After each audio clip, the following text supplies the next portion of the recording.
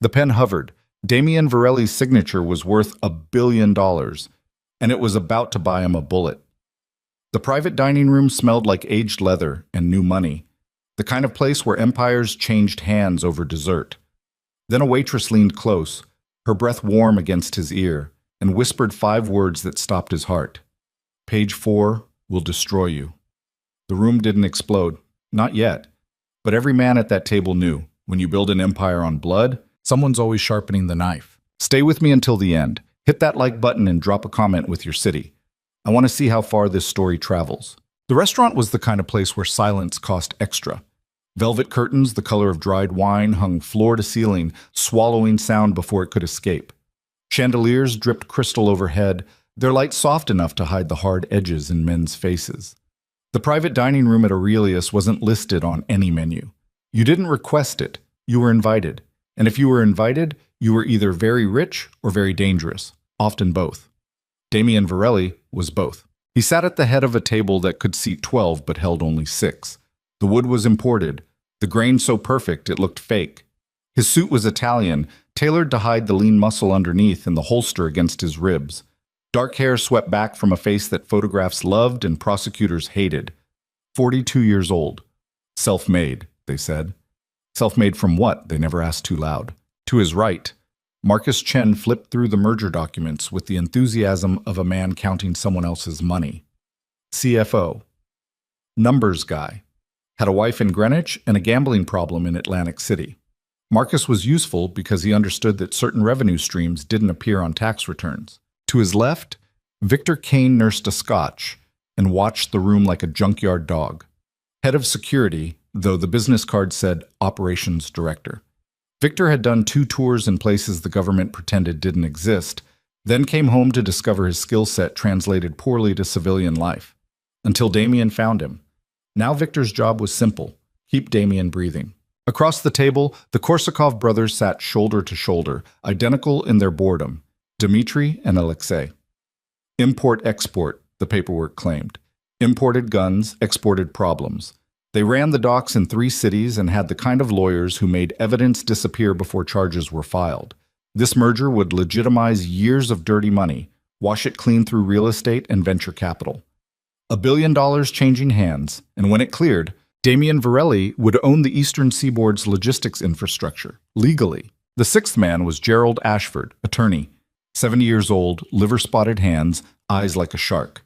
He'd been protecting fortunes since before Damien was born, and his retainer could fund a small country's deficit. Page 17, Gerald said, tapping a manicured finger on the contract. The liability shield. This protects all parties from prior entanglements. Dmitri Korsakov grunted. In Russian, we call this washing bloodstains. In English, Gerald replied without missing a beat, we call it due diligence. Damien didn't smile. He never smiled in rooms like this. Smiling showed teeth, and showing teeth made people nervous. He'd learned young that power was quiet. Let other men beat their chests. Damien preferred the sound of pens scratching paper. The waitress arrived with their entrees. Damien barely glanced at her. He'd learned not to notice the help. They noticed too much already. She was young, late 20s maybe, dark hair pulled back tight, unremarkable, the kind of face that blurred in memory 5 minutes after you looked away. She set plates down with practiced efficiency, movement smooth and forgettable. Gentlemen, she said, voice low and professional. Anything else? We're fine, Victor said, dismissing her. She nodded, turned to leave. Then she paused beside Damien's chair, leaning in to adjust his water glass. Her hand was steady. Her voice was a whisper, meant only for him. Page 4 will destroy you. Damien's hand froze halfway to his wine glass. The room didn't change. Conversations continued. Marcus was laughing at something Alexei said. Gerald shuffled papers, but Damien's entire world had narrowed to the soft voice in his ear and the rushing sound of his own pulse. The waitress straightened, walked away, disappeared through the service entrance like she'd never existed. Victor noticed first. Boss? Damien's jaw worked. His hand moved, slow and deliberate, to the contract stack in front of him. Page 1. Boilerplate. Page 2. Asset schedules. Page 3. Transfer terms. Page 4. His eyes scanned the dense legal text.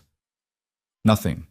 Standard language about successor liability and indemnification clauses. He read it again. Same words, same meanings. Nothing that would destroy anyone, unless you knew what to look for. Problem? Dmitri asked, his English sharp despite the accent. Damien's mind was racing. The clause on page 4 was standard, unless you understood that the shell companies listed had been used to move weapons through customs in 2019. Unless you knew that one of those companies was currently under sealed federal investigation. Unless you realized that signing this document would link every person at this table to a RICO predicate that could unravel everything. Someone had planted this. Someone who knew exactly how these operations worked. Someone who wanted this merger to become a federal case instead of a business transaction. We need to pause, Damien said. The table went silent. Pause? Marcus blinked. Damien, we've been negotiating this for 8 months. I said pause. Victor's hand drifted toward his jacket. The Korsakov brothers exchanged a glance that could mean anything or nothing. Gerald Ashford leaned back in his chair, fingers steepled, watching Damien with the patience of a man who'd seen every kind of double cross. Is there a problem with the terms? Alexei asked, his voice careful. Damien's mind sprinted through possibilities. The waitress. 5 words. How did she know? Who sent her? The Korsakovs testing him? A rival making a move? Federal agent? No, agents didn't whisper. They kicked down doors. I need 24 hours to review something, Damien said. Review what? Dimitri's voice had gone flat. Dangerous. We have reviewed, for months. Now is signing. Now is waiting, Damien said, and his tone carried the weight of a man who'd built an empire by knowing when to walk away from a table. 24 hours. We reconvene tomorrow night, same place. This is insult, Dmitri said. This is business, Damien replied. And in business, I don't sign papers I haven't read 3 times. Gerald cleared his throat. Actually, a brief postponement isn't unreasonable, given the complexity, but... Complexity? Alexei leaned forward. Or cold feet? Victor stood. Not aggressive, just present. His jacket hung open just enough to suggest what was underneath. Mr. Varelli said 24 hours. The temperature in the room dropped. Dimitri's hand disappeared under the table. Marcus had gone pale. Gerald gathered his papers with the calm of a man who'd survived worse dinners than this. Then Alexei laughed. It was a sharp sound, all edges. Fine, 24 hours, but tomorrow we sign, or we walk. And if we walk... He let the sentence die. Everyone knew what happened when deals died in their world. Markets got corrected, examples got made. Damien stood, buttoning his jacket. Tomorrow. He turned and walked out. Victor followed, a shadow with a pulse. The hallway outside the dining room was carpeted in burgundy, walls hung with art that cost more than most people earned in a lifetime. Damien's footsteps were silent. His breathing was controlled, but his mind was screaming. They took the private elevator down. Victor hit the button for the parking garage, then turned. Talk to me. Not here. The elevator descended in silence. Damien watched the numbers drop. Tried to slow his heartbeat. Failed. The doors opened onto concrete and fluorescent light. Their car was waiting. A black Mercedes with bulletproof glass and enough modifications to make it illegal in 3 states. Victor had swept it twice today. Paranoia kept you breathing. Damien climbed in back. Victor took the wheel. They pulled out into the city night, and only when they'd gone 6 blocks did Damien speak. Someone just burned the deal.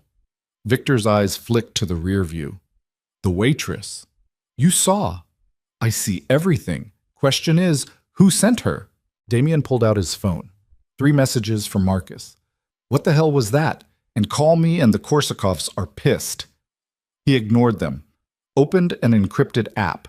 Typed a message to his investigator. Aurelius Restaurant. Waitstaff working tonight. I need names and backgrounds. 1 hour. Could be the feds, Victor said, weaving through traffic. Plant someone, spook you, see what you do. Feds don't whisper. They want you to run so they can chase. Then who? Damien stared out at the city sliding past. Glass towers and ancient brick, money and rust. He'd grown up here, back when his last name meant nothing. Before his father drank himself into an early grave and left 13-year-old Damien to raise himself. Before he learned that the world was divided into those who took and those who got taken from. He'd promised himself he'd never be in the second category. Someone who knows how we work, Damien said quietly. Someone inside. Victor's knuckles went white on the wheel. You think? I don't think anything yet, but that waitress knew about page 4, knew exactly what to say. That's not a lucky guess. They drove in silence for another mile. Then Damien's phone buzzed. His investigator, fast as always. A text. Got partial. One new hire tonight, Lila Mercer, 28. Hired 2 weeks ago through temp agency. Address attached. Digging deeper. Damien stared at the name. Lila Mercer. It meant nothing to him. Change of plans, he said. We're going to visit our waitress. Victor smiled. It wasn't a nice smile. What do you want me to bring? Just your personality. We're going to have a conversation. The address led them to a neighborhood that had seen better decades. Brick row houses with sagging porches, cars that were old enough to vote, streetlights that flickered more than they glowed. Victor parked 2 blocks away and they walked. Damien had changed the jacket for something cheaper, less conspicuous. Victor moved like he always did, ready for everything, surprised by nothing. The house was dark. Number 47, paint peeling, mailbox hanging by one screw. Damien checked the windows. No movement. No lights. Could be gone, Victor murmured. Could be. Damien knocked. Waited. Knocked again. Harder. The door rattled in its frame but didn't open. He tried the knob. Locked. Victor glanced around, then produced a pick set. 30 seconds later, they were inside. The apartment smelled like cheap coffee and cheaper carpet. A studio. Barely. Kitchenette against one wall, mattress on the floor, bathroom door hanging open. Damien's eyes adjusted, swept the room. Clothes in a pile, laptop on a card table. No photos, no personal touches. Boss, Victor said, voice tight. Damien turned. Victor was holding up a photograph, printed on regular paper. It showed Damien. Coming out of his office building, the date stamp was 3 weeks old. There were others. Damien at a restaurant. Getting into his car. Walking through a parking garage. Surveillance photos. Professional grade. She's been tracking you, Victor said. Damien's pulse hammered. He moved to the laptop, flipped it open. Password protected. He pulled out his phone, texted his tech guy. Need remote access, sending you a MAC address. He read off the number stamped on the laptop's underside. While he waited, he searched the apartment. Under the mattress, nothing. Bathroom, generic toiletries. Closet. 3 outfits, all server uniforms or anonymous basics. This wasn't someone's home. This was a staging ground. His phone buzzed. I'm in. What am I looking for? Everything. 30 seconds later, calendar app. Meeting scheduled for tomorrow night. Final payment, KR. Address in the warehouse district, KR. Korsakov, Russia. Another text. Email draft. Never sent. Page 4, Clause 3B links. Varelli directly to sealed indictment CC-2019-4478. Once signed, RICO applies retroactively. He'll take the fall, not you. Damien's blood went cold. Victor, he said slowly, we need to leave. Now. What's wrong? This is a setup. She's not trying to warn me. She's confirming I know. Someone wants me to run or react, and they're watching to see what I... The window exploded. Glass and wood frame detonated inward in a spray of splinters and lead. Damien hit the floor on instinct, rolling behind the mattress as gunfire tore through the room. Victor had his weapon out, returning fire blind through the shattered window. 3 shots that thundered in the tiny space. Go! Victor shouted. Back door! Damien scrambled on hands and knees toward the bathroom. His ears rang. Plaster dust choked the air. More gunfire, methodical and professional. These weren't street thugs. This was an execution team. He crashed through the bathroom, found a window above the toilet, kicked it out, squeezed through into an alley as bullets punched through the wall behind him. He hit the pavement hard, rolled to his feet, and ran. Behind him, Victor's gun barked twice more. Then silence. The wrong kind of silence. Damien didn't stop, couldn't stop. He sprinted down the alley, lungs burning, mind screaming. Who? Who set this up? The Korsakovs? But why burn their own deal? Someone else? Gerald? Marcus? He rounded a corner and slammed directly into someone. They both went down. Damien's hand went to his belt, where he kept a blade, but froze when he recognized the face. The waitress. Lila Mercer. She was on her back, eyes wide, breath coming in gasps, no weapon in her hands, just terror. You, Damien snarled, grabbing her collar. Who sent you? I tried to warn you, she gasped. I tried to warn me? There's a hit team in your apartment. Not my team. Her hands came up, not fighting, pleading. I swear to God, not mine. Footsteps, heavy boots on pavement, coming fast. Damien's mind calculated in fractions of seconds. Kill her, leave her, bring her. The footsteps were getting closer. Decision time. He grabbed her wrist and hauled her up. Run! They ran. The alley spilled out onto a broader street. Traffic, people. Damien pulled Lila into a crowd outside a bar, then ducked into a subway entrance. Down the stairs 3 at a time, jumping the turnstile, ignoring the shouts. A train was pulling in. They shoved through the doors just as they closed. The car was half full. Late commuters, tired faces, headphones and phones. No one looked at them. No one cared. The train lurched forward into the tunnel, and Damien finally let himself breathe. Lila was pressed against the opposite door, chest heaving, mascara smeared. She looked nothing like the composed waitress from the restaurant. She looked like someone who just survived something she didn't understand. Talk, Damien said. Now. Who are you? She shook her head, not refusing, just overwhelmed. I'm nobody. I was just supposed to deliver the message. What message? Page 4. That's all. Someone paid me $5,000 to get hired at that restaurant and whisper those 4 words to you. That's it. I don't know anything else. Who paid you? I don't know. It was anonymous, encrypted email. Money showed up in Bitcoin. Instructions said to get close to you, deliver the message, and disappear. Damien studied her face, looking for the lie. People lied to him constantly. He'd gotten good at seeing through it, but Lila Mercer looked genuinely terrified, and terror was hard to fake. Why'd you take the job? He asked. Her jaw tightened. Because I needed the money, and because... She stopped. Because what? Because the email said you'd killed my father. The train swayed. Damien's world tilted. Your father? Robert Mercer. He was a contractor, small time. 7 years ago, he did work for one of your shell companies. Then the company went bankrupt, and he never got paid. Lost everything. Drank himself to death within a year. Damien's memory scrolled back. 2019. The federal investigation. Shell companies folding to avoid scrutiny. Contractors left holding worthless invoices. Collateral damage. Cost of doing business. So you wanted revenge, he said. I wanted truth. The email said if I delivered the message, I'd get proof. Documents showing what you did, who you really are. And you believe that? I didn't have anything else to believe in. The train slowed. Next station. Damien grabbed her arm. Come on. They got off at a random stop, climbed back to street level. The night air was cold, carrying the smell of exhaust and old rain. Damien's phone buzzed. Marcus. Where are you? Korsakovs are making threats. Another text, different number. Victor's dead. I'm sorry. Damien's hand closed around the phone, hard enough the screen creaked. Victor. Dead. The man had saved his life a dozen times, had been loyal when loyalty was expensive, and now he was gone because Damien had walked into a trap. Lila was watching him. What happened? My friend is dead, and someone's orchestrating this whole thing. He turned to her. You said you got instructions by email. I need to see them. They're on my laptop, which is back in the apartment with the shooters. I have backups, cloud storage.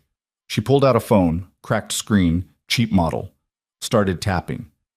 Here, she showed him the email, encrypted sender, professional formatting, instructions clear and precise, and at the bottom, a single line. After delivery, await further contact. You'll get what you were promised. They're going to reach out again, Damien said. Who? Whoever's running this.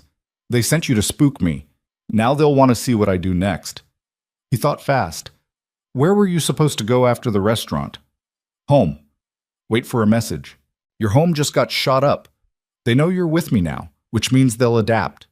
He looked around. Late-night storefronts, closed restaurants, a hotel sign glowing 3 blocks down. We need somewhere to think. We? You wanted the truth about what I am? Congratulations. Now you're in it. Those shooters wanted us both dead. That makes us temporary allies. I don't even know you. You know I built an empire on blood money and broken contracts. You know your father was collateral damage.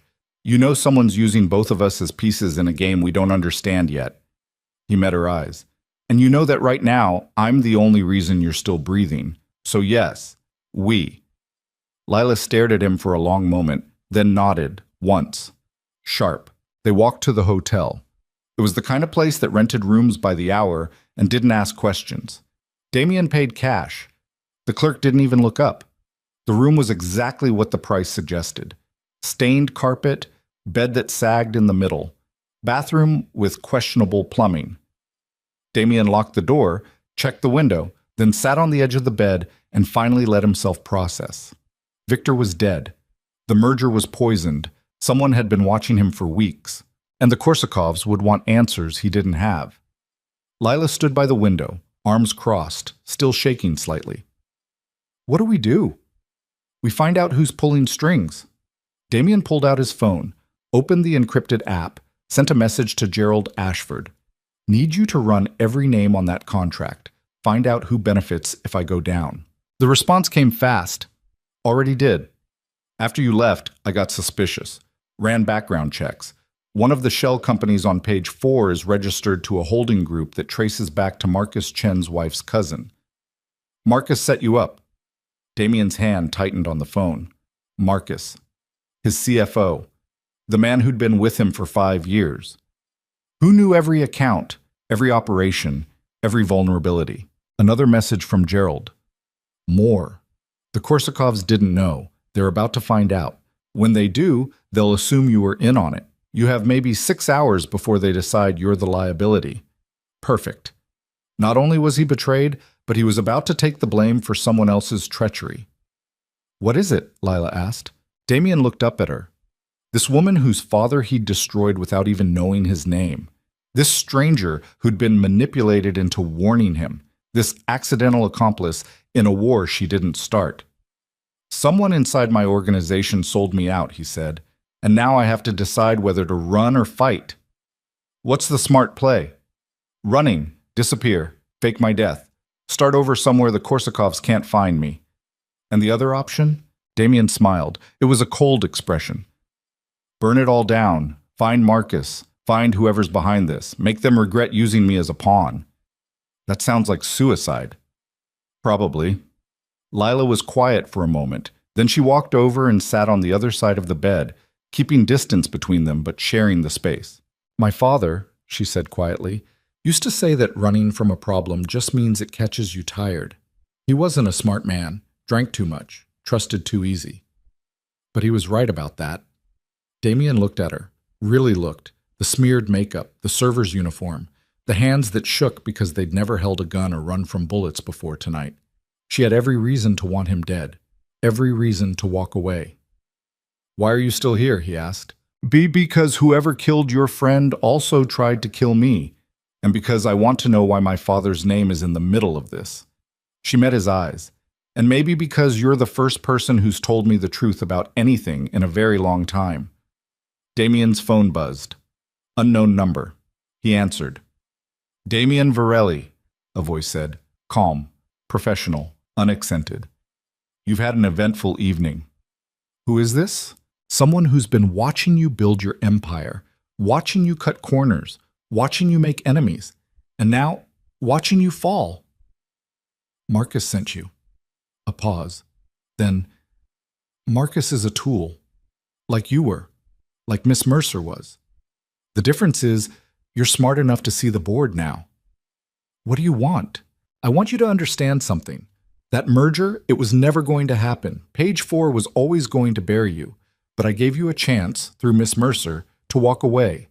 You didn't take it. You investigated. You went to her apartment. You brought her into this. So now the parameters have changed. Get to the point.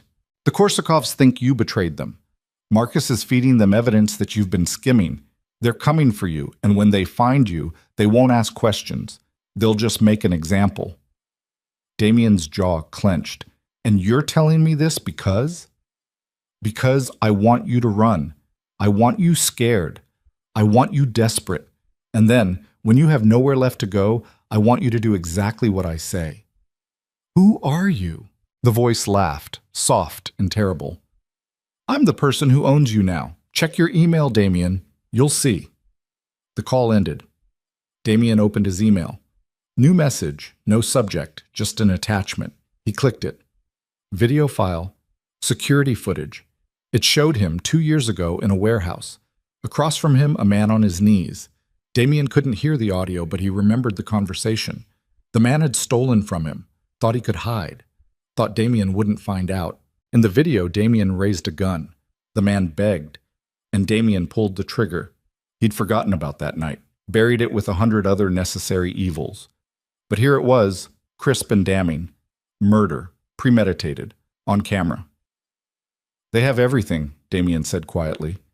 Lila looked at the screen, looked away. Is that? Yes. Did he deserve it?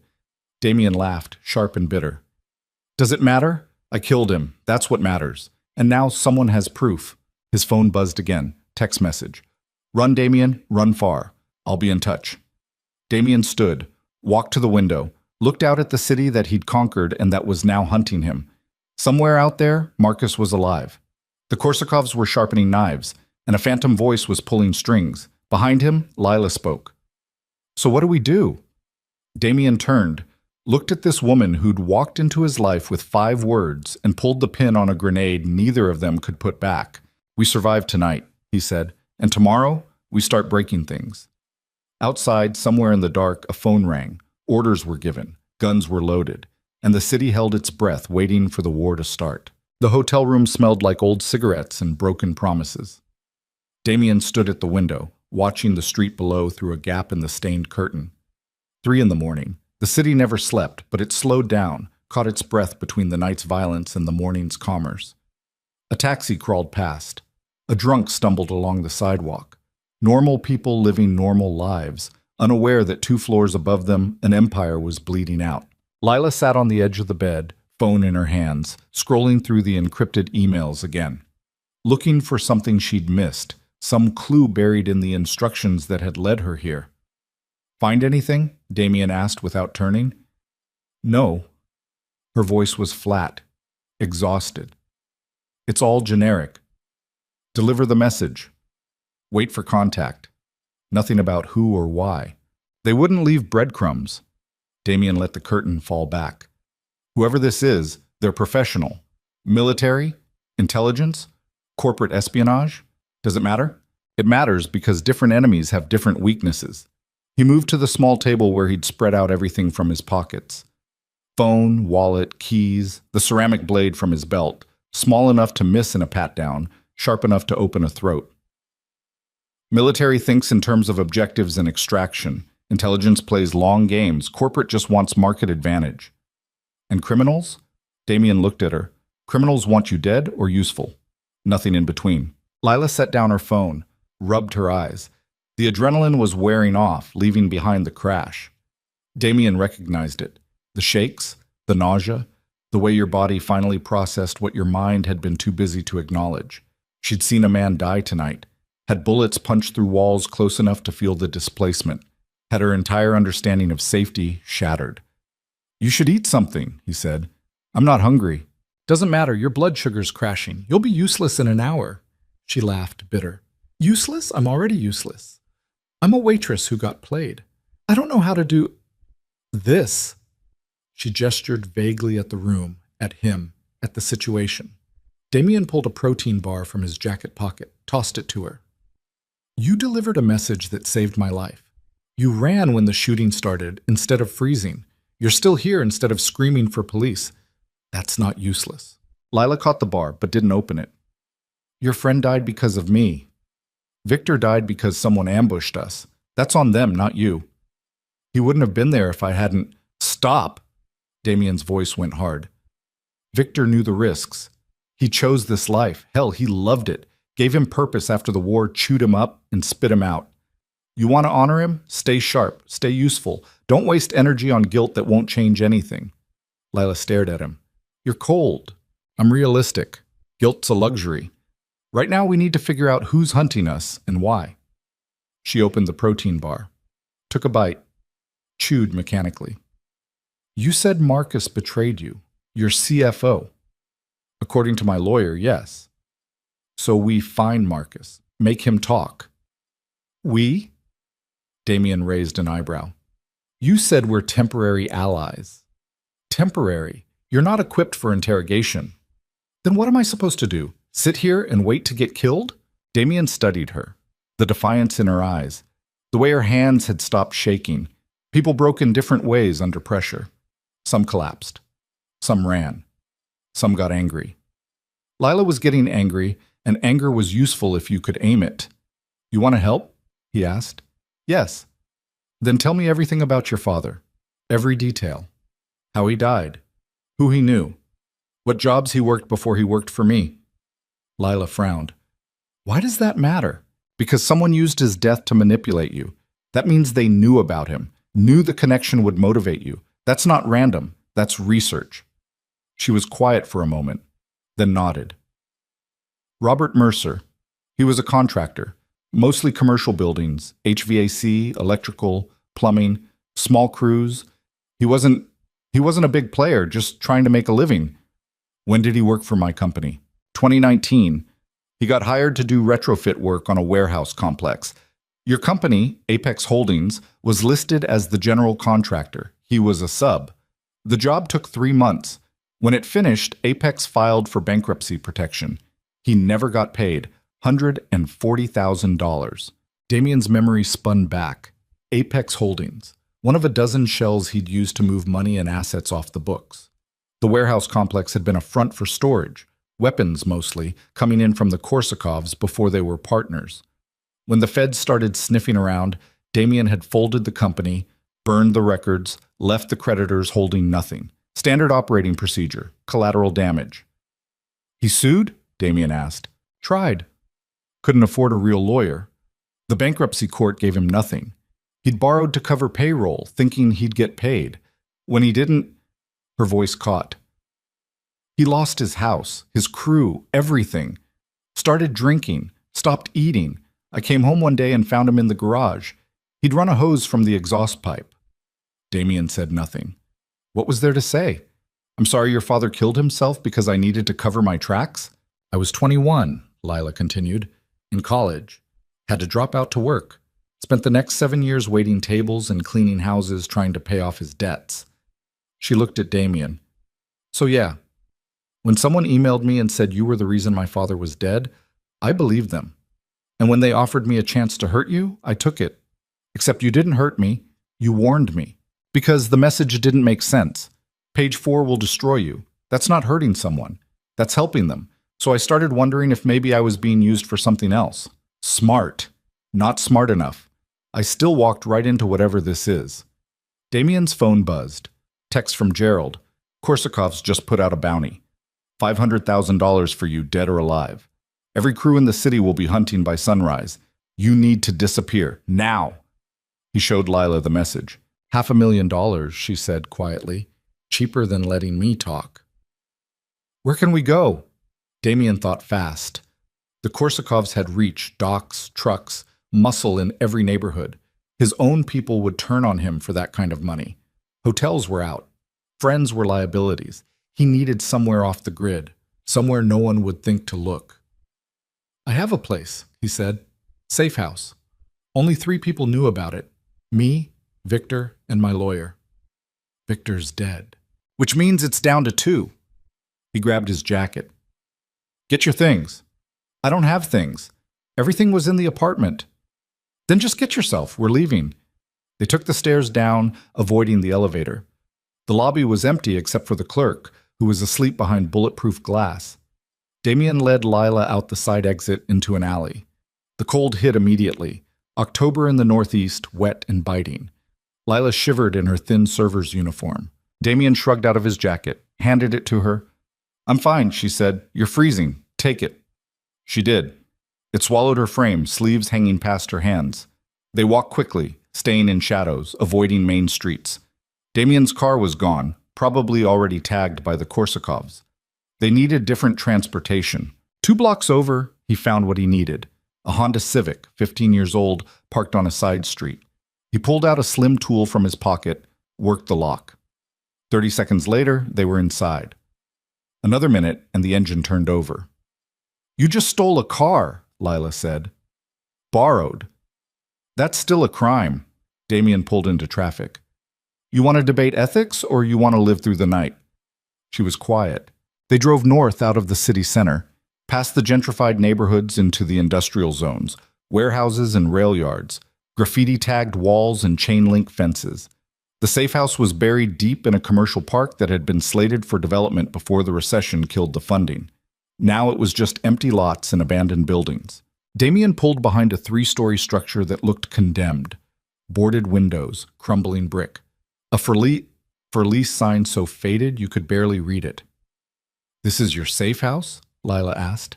"This is cover." He got out, led her to a side door hidden behind a dumpster, unlocked it with a key that had been taped under the dumpster's rim. Inside was darkness and the smell of dust. Damien pulled out his phone, used the flashlight. They moved through what had once been a factory floor, empty space, support columns, old machinery rusting in corners. At the back was a freight elevator. He pulled the gate open, and they descended 1 level. The basement was different. Concrete walls, LED lights on motion sensors, a reinforced door with a biometric lock. Damien pressed his thumb to the scanner. The lock clicked. The door swung open. Inside was a studio apartment that didn't match the derelict building above. Clean, climate-controlled. A bed, a kitchenette, a bathroom. Weapons cabinet on one wall, communications gear on another. 6 months of supplies in sealed containers. "You built a bunker," Lila said.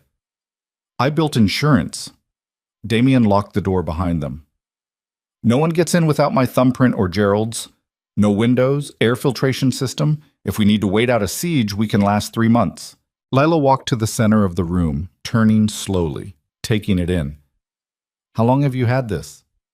5 years. Never needed it until tonight." "You always knew someone would come for you." "In my line of work, it's not paranoia. It's planning." He moved to the weapons cabinet, unlocked it. Inside were handguns, rifles, ammunition, body armor. "You know how to shoot?" "No." "Then you're learning." He pulled out a Glock 19, checked the magazine, handed it to her grip first. She took it like it might explode. "I don't want this." "Doesn't matter what you want. Marcus knows I had help getting out of that restaurant. He'll assume it was you. That makes you a target." Damien pulled a second gun for himself. "You can be a target who shoots back, or a target who dies. Your choice." Lila looked at the weapon in her hands. Black polymer and cold steel. "I thought you said I was useless." "I said you'd be useless if you didn't eat. Now you've eaten. Now you're getting armed. Soon you'll be dangerous." He ejected the magazine from his own weapon, checked the rounds, slapped it back in. "First rule, assume it's always loaded. Second rule, never point it at anything you don't want dead. Third rule, if you pull the trigger, don't stop until the threat stops moving." "That's it? That's gun training?" "That's survival training. The rest is mechanics." He showed her how to grip it, how to aim, how to manage recoil. His hands positioned hers, adjusting her stance. She smelled like sweat and fear and the perfume she'd worn to the restaurant, something floral that was completely wrong for this moment. "Why are you helping me?" she asked quietly. Damien stepped back. "Because you got dragged into a war you didn't start. Because you're the only person in this mess who hasn't tried to kill me yet. And because—" He stopped. "Because what?" "Because your father deserved better than what I gave him. And maybe helping you is the closest I'll get to making that right." Lila stared at him. "You feel guilty." "I feel practical. Guilt's a luxury, remember?" "You keep saying that. I'm starting to think you're trying to convince yourself." Damien's jaw tightened. "Set the gun on the table. We need to talk strategy." She did. They sat across from each other in the small space, the weapons between them like a barrier neither wanted to acknowledge. Marcus betrayed you, Lila said, but someone's pulling his strings. The person who called you. The one with the video. Agreed. So we find out who that is. How? They're using encrypted communications, burner phones. They've had weeks to set this up. But they made a mistake, Lila said. They used my father's death to manipulate me. That's specific, personal. Whoever this is, they knew Robert Mercer, knew how he died, knew I'd want revenge. Damien leaned forward. You're right. That's not public record. Your father's suicide. Was it investigated? Not really. Police came, ruled it a suicide, closed the case. Who else knew the details? Lila thought. Me? My mother? But she left years before. Some of his crew, maybe. His lawyer, the one who handled the bankruptcy case. What was the lawyer's name? I don't remember. It was 7 years ago. Some firm downtown. Wait. She pulled out her phone, started searching. I might have kept paperwork. While she searched, Damien's mind worked. Someone who knew about Robert Mercer's case, who had access to bankruptcy records, who could connect the dots from a dead contractor to his daughter to Damien's shell company. That was either incredible research or inside knowledge. Found it, Lila said. The lawyer was from Ashford and Associates. Damien's blood went cold. Say that again? Ashford and Associates. Why? Gerald Ashford is my lawyer, has been for 15 years. They stared at each other. That's a coincidence, Lila said. I don't believe in coincidences. But he's been helping you. He warned you about Marcus.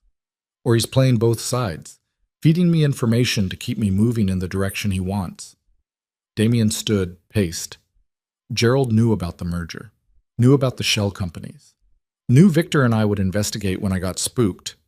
He probably knew we'd go to your apartment. Why would he want you dead? Maybe he doesn't. Maybe he wants me desperate, dependent. Maybe the end game isn't killing me. It's controlling me. Damien's phone buzzed. Text from Gerald. Need to talk in person. I have information about who's behind this. Meet me at the office in 1 hour. Come alone. Damien showed Lila the message. It's a trap, she said immediately. Probably. So you're not going. I didn't say that. Are you insane? He just set you up. Maybe. Or maybe he's genuine and someone else used his firm's records to research your father. Damien looked at the message again. Either way, he knows something, and right now information is the only leverage we have. Then let me go with you. He said, come alone. And you trust him? No. But I trust myself to handle whatever he's planning. Damien grabbed a shoulder holster from the weapons cabinet, strapped it on, slid the Glock into place. You stay here. Door stays locked. If I'm not back in 3 hours, you run. There's cash in the supply locker. IDs, passports. Get out of the city and don't look back.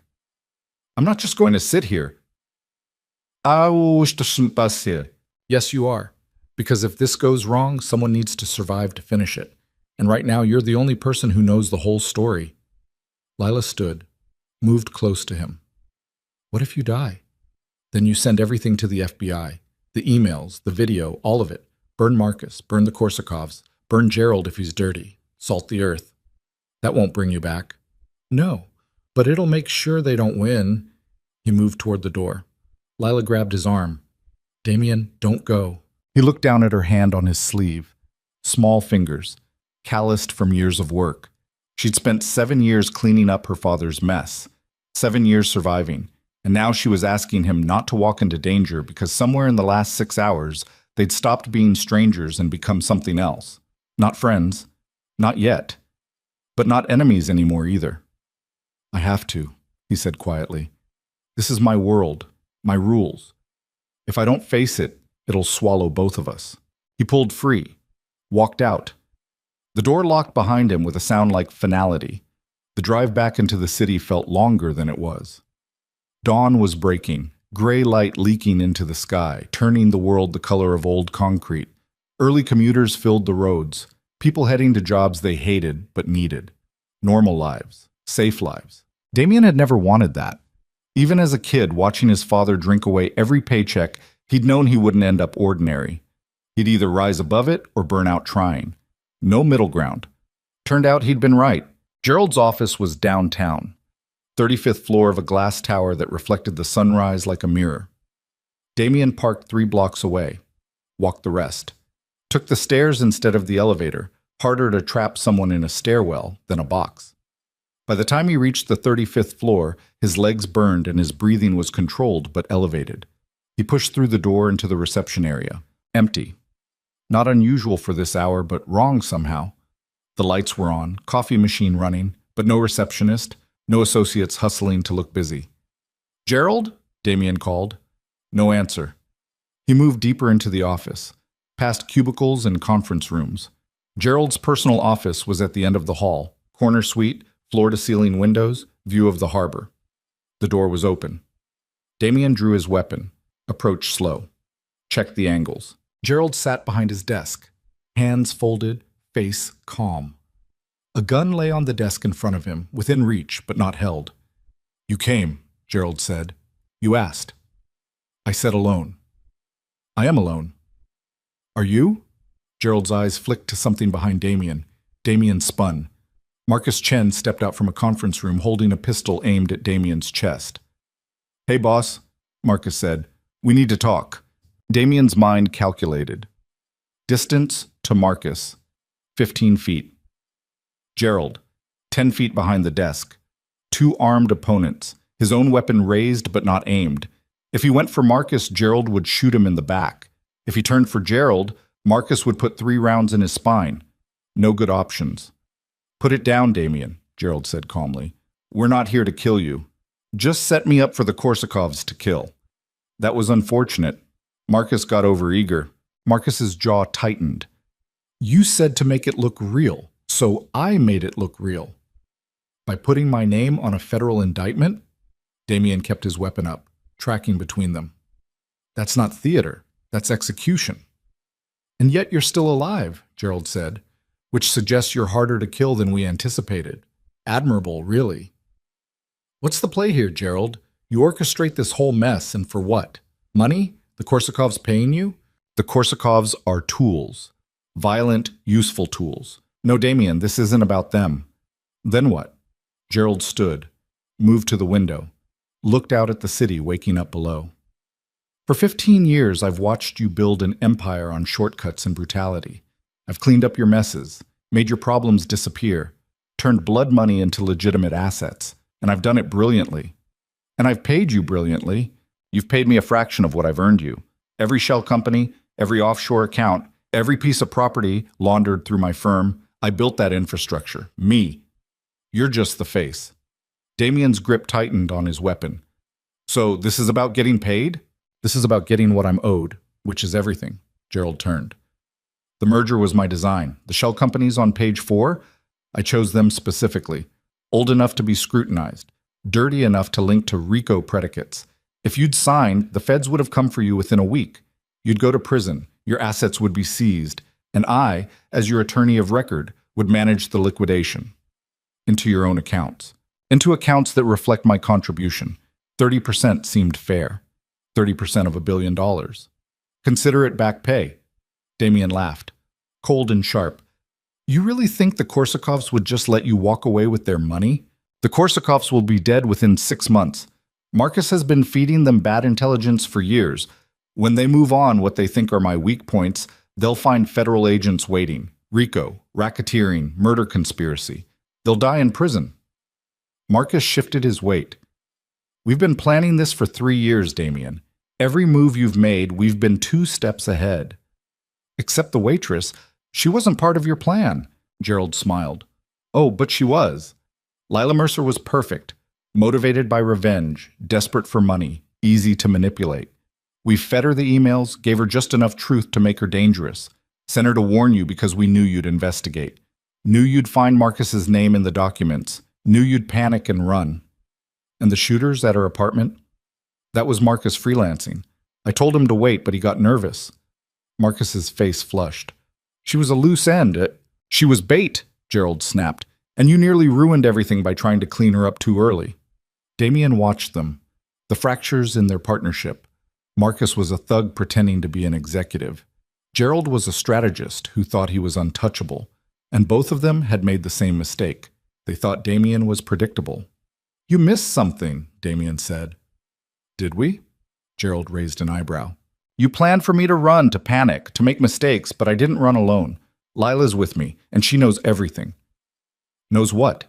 That you ruined her father? That you're a criminal? That won't help her, or you. She knows about you, your firm, the connection to her father's bankruptcy case. When the feds come looking, that's a thread they'll pull." Gerald's smile faded slightly. "You're bluffing." "Am I?" "Because right now, she's sitting in a safe house you don't know about, writing down every detail, every name, every move you've made. If I don't walk out of here, she sends it all to the FBI." Marcus took a step forward. "He's lying. Kill him." "Wait," Gerald said. "He's a dead man anyway. The Korsakovs are offering $500,000 for him. We're offering survival." Gerald looked at Damien. "Lower your weapon. Sit down. Let's talk like professionals." "We're past talking." "Are we?" "Because from where I stand, you have two options. Work with us, accept a controlled exit from your empire, and live. Or fight, die badly, and watch everyone you care about burn with you." "I don't care about anyone." "Don't you? What about Victor?" "Oh, that's right. He's already dead." "What about Lila Mercer? Think she'll survive when the Korsakovs find out she helped you?" Damien's trigger finger tensed. One shot. He could take Gerald down before Marcus reacted, but then Marcus would shoot him, and Lila would be alone with half the underworld hunting her. Or he could lower his weapon. Play along. Buy time. He lowered his weapon, slowly. "Smart," Gerald said. "Now sit. We have details to discuss." Damien moved to a chair, kept his weapon in hand but not aimed. Marcus circled behind him, keeping his own pistol trained. "Here's how this works," Gerald began. "You sign a document transferring operational control of your holdings to a management trust. I administer the trust. You get a consulting fee, say $5 million annually, enough to live comfortably, but not enough to rebuild. And if I refuse, then Marcus kills you. We dump your body where the Korsakovs will find it, collect the bounty, and move forward without you. You'd still have Lila as a loose end. Lila Mercer is a grieving waitress with a conspiracy theory. No one will believe her, and if she becomes too loud, well, accidents happen." Damien's hands curled into fists. "You'd kill an innocent woman." "I'd eliminate a liability. There's a difference." "Not to her." Gerald leaned against his desk. "You're developing a conscience, Damien. How quaint. 7 years ago, you didn't care about Robert Mercer. He was just collateral damage. Why care about his daughter now? Because she saved my life. And now you're returning the favor by getting her killed. Touching, really." Marcus laughed. "He's gone soft, Gerald. We should just end this." "Patience," Gerald said. "Damien, you have 60 seconds to decide. Sign or die. What's it going to be?" Damien looked at the window, dawn light filling the sky. Somewhere out there, Lila was waiting, trusting that he'd come back, trusting that for once in her life, someone wouldn't abandon her. He thought about Victor, bleeding out in an apartment Damien had led him to. He thought about Robert Mercer, hanging in a garage because a debt went unpaid. He thought about every shortcut, every corner cut, every person crushed under the wheels of his ambition, and he thought about the gun in his hand. "I have a counteroffer," Damien said. "Oh?" Gerald smiled. "This should be entertaining. You let me walk out of here. You call off the Korsakovs. You disappear, and I don't burn your entire operation to the ground." Marcus snorted. "With what leverage?" "With the fact that I've been recording this conversation." Damien tapped his watch. "Audio's been streaming to a secure server since I walked in. Every word, every confession. Gerald's RICO setup, your murder conspiracy. All of it." Gerald's face went pale. "You're bluffing," Marcus said, but his voice was uncertain. "Try me.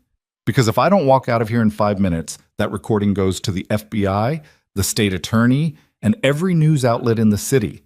Your 30% vanishes, your plans collapse, and you spend the next 20 years in federal prison wondering why you didn't just let me leave." Gerald stared at him, calculating, looking for the lie. Damien held his gaze, steady, unflinching. Show me the watch, Gerald said finally. Damien lifted his wrist. Standard smartwatch. Recording app active. Red light blinking. Marcus swore. Kill him anyway. Destroy the watch. It's already uploaded, you idiot, Gerald snapped. The moment he activated it, he looked at Damien. Who has access to the server? Someone who'll release it if I don't check in. Lila Mercer. Maybe someone else. You want to gamble? Silence stretched. Outside, the city hummed. Traffic and construction and the machinery of normal life grinding forward. Gerald set his gun on the desk, stepped back. Marcus, lower your weapon. But lower it, now. Marcus did, reluctantly. Damien stood, backed toward the door, kept his own weapon ready. This isn't over, Gerald said quietly. You just made an enemy you can't afford. I've had enemies my whole life. What's one more? The Korsakovs will still hunt you. Let them. I've survived worse than Russian mobsters. He reached the door, stepped into the hallway. Behind him, Marcus shouted, We can't just let him! The sound cut off as Damien slammed the door and ran. He hit the stairwell at full sprint, took the steps 4 at a time, jumping landings, one hand on the rail to keep from tumbling. Behind him, he heard the office door crash open, footsteps pounding. 35th floor. 30th. 25th. His lungs burned. His legs screamed. But he didn't slow. 20 floors, 15. The stairwell door below him burst open, security guards flooding in. 2, 3, 4. Damien didn't hesitate. He vaulted the railing, dropped 1 full floor, hit the landing hard enough to rattle his bones, and kept running. 10 floors. 5. The guards were closing. He could hear their radios, coordinating, cutting him off. Ground floor. Damien crashed through the exit into the lobby. Early morning crowd, suits and coffee cups. He shoved through, sending someone's latte flying, and burst out onto the street. Fresh air hit his face. He ran. Behind him, shouts, whistles. He cut through an alley, vaulted a fence, came out on a parallel street, kept moving. His car was 3 blocks away. Might as well be 3 miles. He couldn't go back for it. They'd be watching. New plan. He flagged a cab, threw himself in the back seat. Drive, he gasped. Where to? Just drive. I'll tell you when to stop. The cab pulled out. Damien looked back, saw security guards spilling onto the street, scanning the crowd. But the cab was already moving, blending into traffic. He sagged against the seat, breathing hard, heart hammering. His watch buzzed. Text from an unknown number.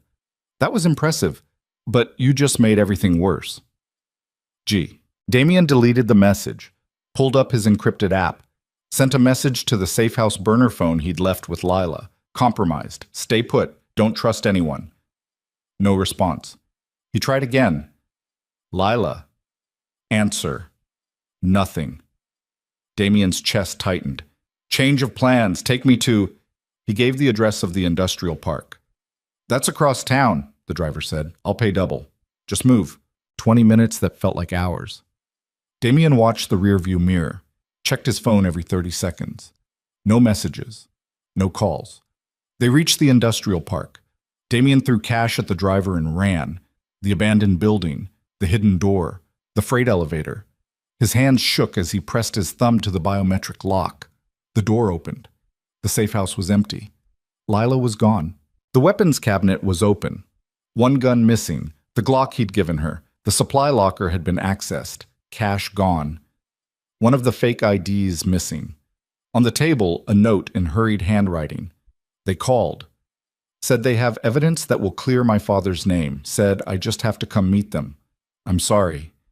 I have to know the truth. Damien crumpled the note in his fist. She'd walked into a trap. Of course she had. They dangled the one thing she wanted more than safety, and she'd taken the bait. His phone buzzed. Another unknown number. He answered. Damien Varelli, a voice said, the same calm, professional tone from before. I believe we have something of yours. If you hurt her, Sarah. Hurt her? No, we need her. Just like we need you. Here's what's going to happen. You're going to come to the address I'm about to send you. You're going to come alone, unarmed, and you're going to do exactly what we say. And if you're very, very good, maybe you both get to live. Who are you? You'll find out soon enough. Check your phone. The call ended. A text arrived. An address. Waterfront. Warehouse District. Damien stared at it. Every instinct screamed trap. Suicide. They'd have men waiting. They'd have weapons. He'd be walking into his own execution. But Lila was there. And for reasons he couldn't fully explain, that mattered more than survival. He grabbed a spare weapon from the cabinet, loaded it, checked the action, slid it into his belt at the small of his back where a quick pat-down wouldn't find it. Then he walked out of the safe house and into what was almost certainly going to be the last hour of his life. The point of no return wasn't a decision. It was a door closing behind him with a sound like thunder, and on the other side there was only war. The waterfront smelled like diesel and dead fish. Damien stood at the edge of the pier, watching fog roll off the harbor in gray sheets that turned the world into ghosts and shadows. 3 in the afternoon, but it felt like dusk. The kind of light that made everything look already dead. The warehouse was 100 yards ahead. 4 stories of rusted, corrugated metal and broken windows. Cargo containers stacked like a maze around the perimeter.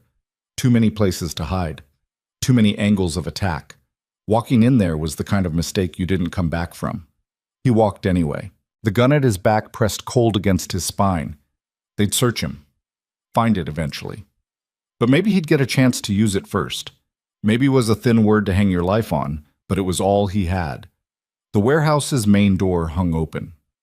Darkness inside. Damien paused at the threshold, letting his eyes adjust. Concrete floor, support beams. Empty space that swallowed sound and gave back nothing. His footsteps echoed. "Stop there." The voice came from everywhere and nowhere, speakers hidden in the rafters. Damien froze. "Hands where I can see them." He raised his hands, slowly. Lights blazed on, industrial floods that turned the warehouse white and sterile. Damien squinted against the glare. Shapes resolved. Men with rifles at elevated positions.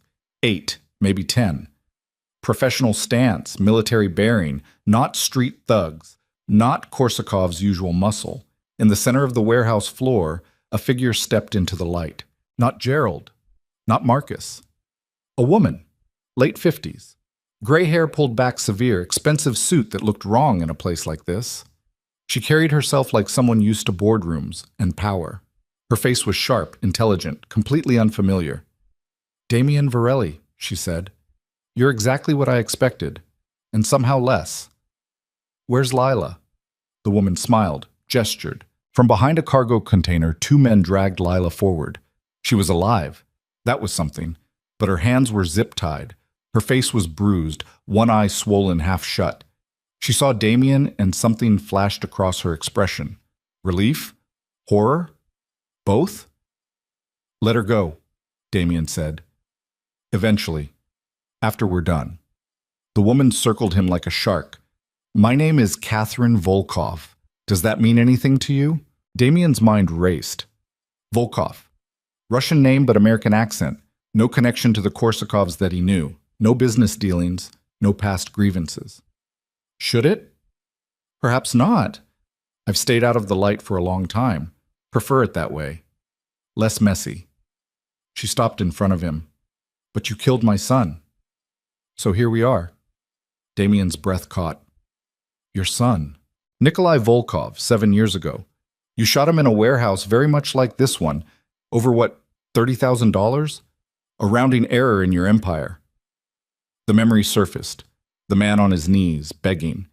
Damien had been younger then, angrier, still proving himself, still showing the world he wasn't someone to steal from. He'd pulled the trigger because mercy looked like weakness, and weakness got you killed. "He was a thief," Damien said. "He was 23 years old." Catherine's voice didn't rise, didn't waver. That made it worse. "He made a mistake. He would have paid it back. But you didn't give him that chance." "That's what this is? Revenge?" "Revenge is emotional. This is accounting. 7 years ago, you took my son. Today, I take everything you've built. Fair trade." Damien glanced at Lila. She was shaking her head, trying to tell him something, but the guards had her locked down tight. "You orchestrated all of this," Damien said, turning back to Catherine. "The merger, the setup, using Lila." "Oh, not just Lila. I orchestrated everything. every piece on the board, every move you've made. Catherine walked to a table that had been set up in the center of the warehouse, laptop open, documents spread across the surface. Gerald Ashford has been on my payroll for 3 years, Marcus Chen for 5. Even the Korsakovs, those violent idiots, have been dancing to music I composed. Why? If you wanted me dead, you could have hired someone years ago. Death is too quick, too clean. I wanted you to suffer. I wanted you to watch everything you built collapse. I wanted you to feel what my son felt in those last moments, helpless, terrified, knowing there's no way out. She picked up a document. This is the contract you almost signed. Page 4 would have destroyed you legally. But that was just the beginning. If you'd signed, the Korsakovs would have turned on you within a week. Gerald would have seized your assets. Marcus would have testified against you. You'd die in prison, broke and forgotten. But I didn't sign. No, because Lila warned you, and that, Catherine smiled, that was the beautiful part. You see, I knew you'd investigate.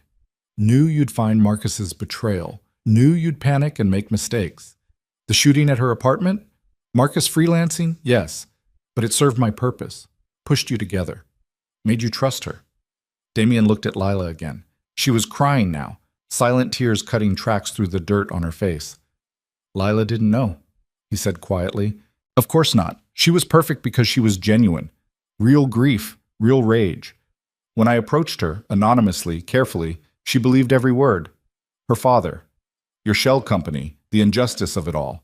She wanted to hurt you, and I gave her the chance. You used her father's death. I created her father's death. Catherine's voice went cold. Robert Mercer was drinking himself into an early grave anyway. I just accelerated the timeline. Had one of my people plant the idea. The hose, the garage. He was so far gone he barely needed the suggestion. Lila made a sound, raw and broken. The guards held her tighter. Damien's hands curled into fists. You murdered him. I gave a drunk man a way out. What he did with it was his choice. Catherine set down the document, picked up another. But his death served a purpose. It gave Lila motivation, made her the perfect delivery system for my warning. She saved your life, Damien, and in doing so, she sealed your fate. How? Because now you care about her. I can see it. The way you looked at her when you walked in. The way you've been protecting her. You've developed that most fatal of weaknesses, empathy. And empathy is a lever I can pull. Catherine nodded to one of the guards. He stepped forward with a briefcase, set it on the table, opened it. Inside was a phone, a gun, and a single sheet of paper. Here's how this ends, Catherine said. You have 2 choices. Choice 1, you pick up that gun and shoot Lila Mercer in the head. Prove to me you're still the man who killed my son, still ruthless, still willing to sacrifice anything to survive. If you do that, I let you walk. Not free. You'll still have the Korsakovs hunting you, still have federal investigations circling, but you'll be alive. Damien stared at the gun. And choice 2? You refuse, you try to be noble, and my men kill you both, slowly, and I watch. Silence filled the warehouse. Even the guards seemed to hold their breath. Lila's voice cracked through the quiet. Don't. Damien looked at her. Don't you dare, she said, louder now. I'm not dying for you. I'm not. Her voice broke. My father died because of you. Victor died because of you. Don't make me another name on your list. Touching, Catherine said, but irrelevant. Damien, you have 60 seconds. Choose. Damien walked to the table, looked down at the gun. Standard 9mm, loaded, safety off, ready to kill. He picked it up. The weight was familiar, comfortable. He'd held guns like this 1,000 times, pointed them at people who'd wronged him, people who'd stolen from him, people who were just in the way. He turned to face Lila. She stopped struggling, met his eyes. And in that moment, he saw everything she'd been through. 7 years of grief, 7 years of debt and exhaustion and rage. All because he'd folded a shell company to save himself and never thought about the contractors left holding worthless paper. I'm sorry, he said quietly. Don't apologize. Just don't do it. Your father deserved better. So do I. So do you. Damien raised the gun, aimed at her head. Lila closed her eyes. The guards tensed. Catherine leaned forward. eager, and Damien spun. The gun tracked to Catherine. His finger found the trigger. One shot, center mass. The bullet punched through her chest before anyone could react. Catherine's eyes went wide. Shocked, she staggered back. Blood bloomed across her expensive suit. She looked down at the wound like she couldn't understand how it got there. Then she laughed. It was a wet sound. Bubbling. Wrong. "Bulletproof vest," she gasped. "Did you really think I wouldn't prepare?"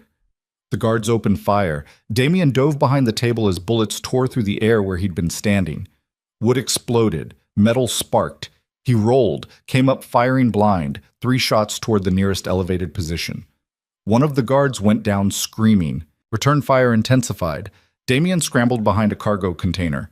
Rounds punched through the thin metal like paper. He was outgunned, outmanned, out of time. Lila was shouting something. He couldn't hear over the gunfire. He leaned out, fired twice more. Another guard dropped. But there were still 6, 7, too many. A grenade bounced across the floor toward him. Damien ran. The explosion lifted him off his feet, slammed him into a support beam. His ears rang. Blood ran from somewhere. He couldn't tell where. Everything was smoke and noise and the taste of copper. He tried to stand. Fell. Tried again. Footsteps approaching. Through the smoke, Catherine emerged. Still alive, still standing. The vest had saved her, but she was hurt. Moving slow, one hand pressed to her ribs. "You stupid," she coughed blood. "You really thought violence was the answer?" Damien's gun was gone, lost in the explosion. He felt at his back. The spare weapon, still there. He drew it with hands that didn't quite work right. Catherine saw. Raised her own pistol. They stood 10 feet apart. Both armed, both dying. "We can both shoot," Catherine said. "Both die. Or you can lower that weapon and I'll make it quick." "Where's Lila?" "Does it matter? You're finished, Damien. Even if you kill me, my people will hunt you. The Korsakovs will hunt you. The feds will hunt you. There's nowhere left to run. Then I've got nothing to lose." He fired. So did she. 2 shots. Simultaneous. Catherine's bullet grazed his shoulder. Damien's caught her in the throat. She went down hard, clutching her neck, blood pulsing between her fingers. Her mouth worked, but no sound came out, just wet gasping. Her eyes found his, angry, disbelieving, then empty. Damien sagged against the container. His shoulder screamed, his head pounded. But he was alive. For now. He pushed off, stumbled through the smoke. "Lila!" No answer.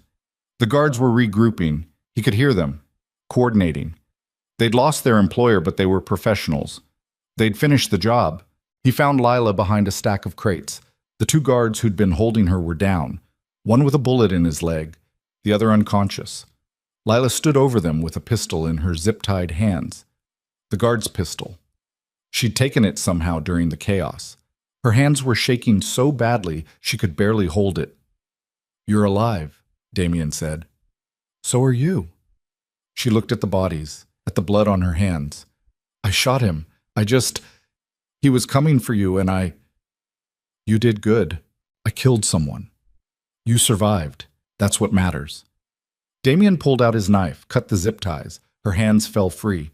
She dropped the gun like it burned. Footsteps closing in. "We have to move," Damien said. They ran deeper into the warehouse, through storage areas and machinery rooms. The building was a maze. Every turn looked the same. Behind them, shouts. Orders being given. The guards were hunting systematic. Professional. Damien's shoulder throbbed. Blood soaked through his shirt. He was slowing down, leaving a trail. They hit a dead end. Concrete wall. No doors. No windows. "Shit!" Lila gasped. Damien looked around. A ladder bolted to the wall, leading up to a catwalk, then to the roof. "Up," he said. They climbed. Damien went first. Every rung sent pain shooting through his shoulder. Halfway up, his vision grayed. He almost fell. Lila caught him. "Keep moving." They reached the catwalk, crossed to a roof access hatch. Damien shouldered it open and they spilled out onto the roof. Cold air hit like a slap. The fog was thicker up here. They could barely see 20 feet. The harbor spread out somewhere below, invisible. "Now what?" Lila asked. Damien looked around. The roof was flat. No cover. No exits except the way they'd come. And below he could hear the guards climbing the ladder. They were trapped. There, Lila pointed. The next building over. Maybe 15 feet away. A gap between rooftops. Below it, 4 stories to concrete death. You can't be serious, Damien said. You have a better idea? The hatch behind them rattled. Someone was coming through. Damien looked at the gap, at Lila, at the hatch. Can you make that jump? He asked. I don't know, can you? Probably not. Then we're even. She backed up, got a running start, and leaped. For a moment she was airborne, suspended. Then she hit the other roof hard, rolled, came up on her hands and knees. Come on, she shouted. The hatch burst open. A guard emerged, rifle up, saw Damien. Damien ran. 3 steps. 4. The edge rushed toward him. His wounded shoulder screamed. His legs felt like water. He jumped. The gap yawned below him. Empty air and gravity pulling hard. He wasn't going to make it. His hands hit the far edge. Fingers scrabbled for purchase.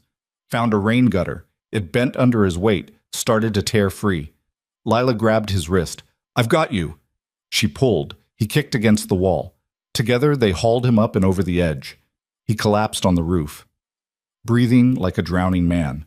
Behind them, the guard reached the edge, aimed. Damien rolled, pulled Lila flat. Bullets cracked overhead, then stopped. The guard wasn't jumping. Too far. He'd have to go back down, circle around. That bought them maybe 2 minutes. Can you run? Lila asked. Can I breathe? Damien countered. That's not an answer. He stood, swayed, steadied. Let's find out. They crossed the roof, found a fire escape on the far side, climbed down 3 stories, dropped the last 10 feet into an alley. Damien hit wrong. His ankle screamed. He went down. Lila helped him up. We need to get you to a hospital. Hospital means police. Police means questions. Questions mean prison. You're bleeding out. I've bled before. Not like this. She was right. The shoulder wound wasn't stopping. His shirt was soaked. Black spots danced at the edges of his vision. The safe house, he said. Medical supplies there. That's across the city. You won't make it. Then I die trying. Better than dying here. They stumbled out of the alley, hit a main street, traffic and people in normalcy that felt obscene after the warehouse. A bus was pulling away from a stop. Lila flagged it down, helped Damien aboard. The driver took one look at him. You need a hospital, man. Just drive, Lila said, shoving bills into the fare box. They collapsed into seats at the back. Other passengers stared. Damien tried to look less like he'd been shot. Failed. The bus lurched forward. Lila pulled off her jacket, wadded it against his shoulder, pressure to stop the bleeding. It hurt worse than getting shot. Damien gritted his teeth. Why'd you do it? Lila asked quietly. Do what? Turn the gun on her instead of me. Because shooting you would have been the easy choice, and I'm tired of easy choices getting people killed. You barely know me. I know you've had a shit hand dealt to you for 7 years. I know your father's dead because of me. I know you tried to warn me even when you thought I deserved to die. That's enough. Lila's eyes were wet. She killed him, Catherine. She made him. I know. And now she's dead. Yeah. Does that make it better? Damien looked out the window, the city sliding past. No, it just means she can't kill anyone else. They rode in silence for 10 blocks. Then Damien's phone buzzed. He pulled it out with his good hand. Text from an unknown number. Catherine Volkov is dead. Her organization will fracture. But her second-in-command knows where you're going. He knows about the safe house. He's waiting. G. Gerald still playing both sides. It's a trap, Damien said, showing Lila the message. Then where do we go? Damien's mind raced through options. Every safe house was compromised. Every ally was bought. Every move they made, someone was 3 steps ahead. His phone buzzed again. Different number. A video file. He opened it. Security footage, the safe house. Time stamped from 20 minutes ago. 3 men entering, armed, setting up positions, waiting. Then the camera feed cut to a different angle. Gerald Ashford sitting in Damien's chair, looking directly at the camera, speaking. Damien turned up the volume. Gerald's voice. Hello, Damien.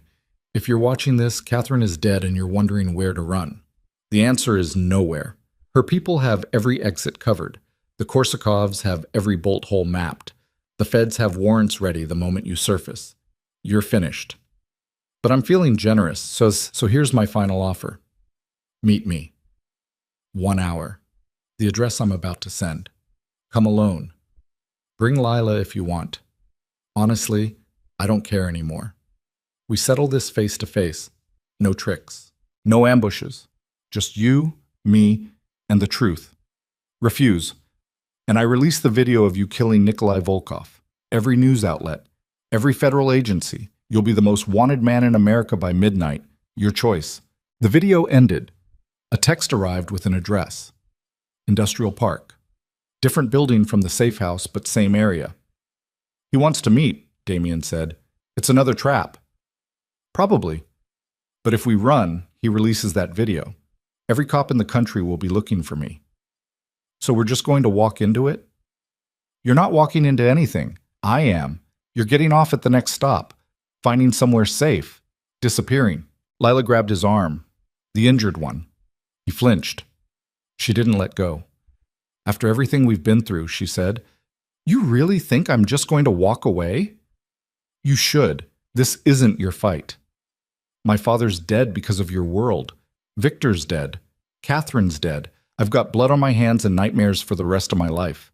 It's absolutely my fight." Lila? "No, you don't get to make this decision for me. You want to face Gerald? Fine. But you're not doing it alone." Damien looked at her. This woman who'd started as a pawn, who'd been manipulated and lied to and nearly killed. Who should hate him, but was sitting here pressing a jacket to his wound to keep him breathing. "Why?" he asked. "Because someone should see how this ends, and because—" She paused.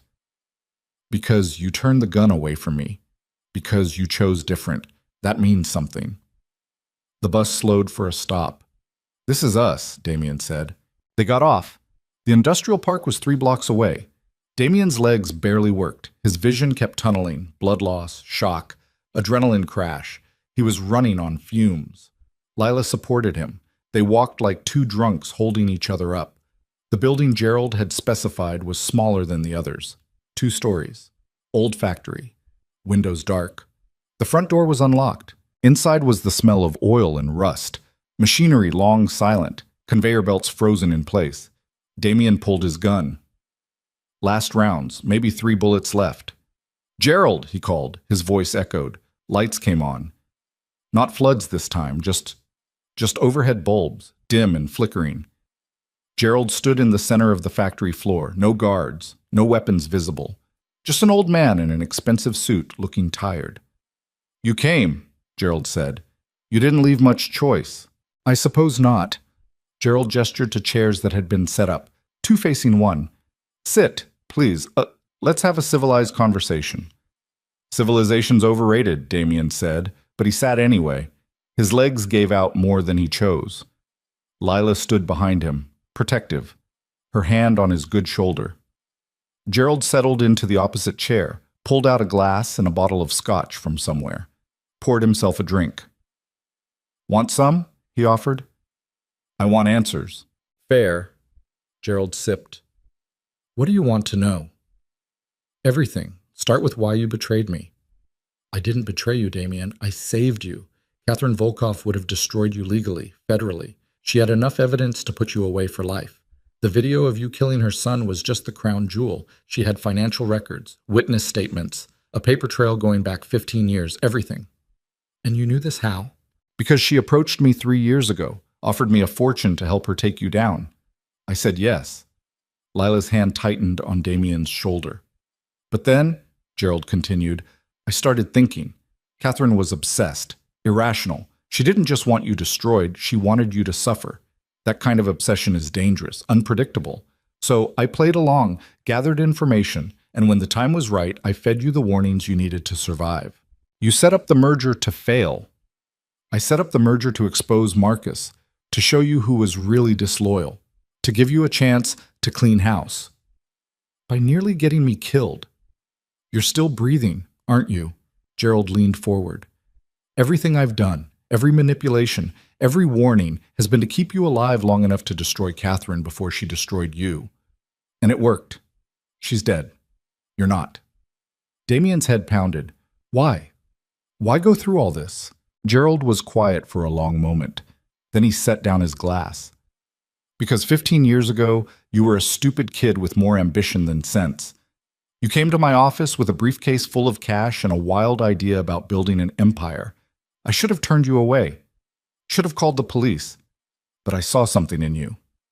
Hunger, drive, the kind of ruthlessness that changes the world. So you helped me become a criminal.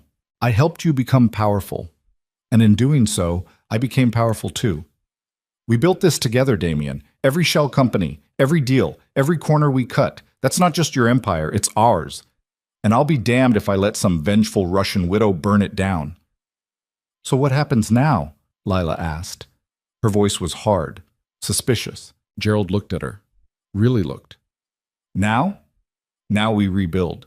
Catherine's people will scatter. The Korsakovs can be managed. I have leverage they don't know about. Marcus is already dead, by the way. Killed resisting arrest this morning. Very tragic. You killed him, Damien said. I had him killed. Important distinction. He was a loose end. Catherine was a loose end. Soon all the loose ends will be tied up, and you and I can go back to business. Just like that. Just like that. Damien laughed. It hurt his shoulder. You really think I'd trust you after all this? I think you don't have a choice. I know where all the bodies are buried, literally and figuratively. You need me, just like you always have. Or I could kill you right now. Gerald smiled. You could try.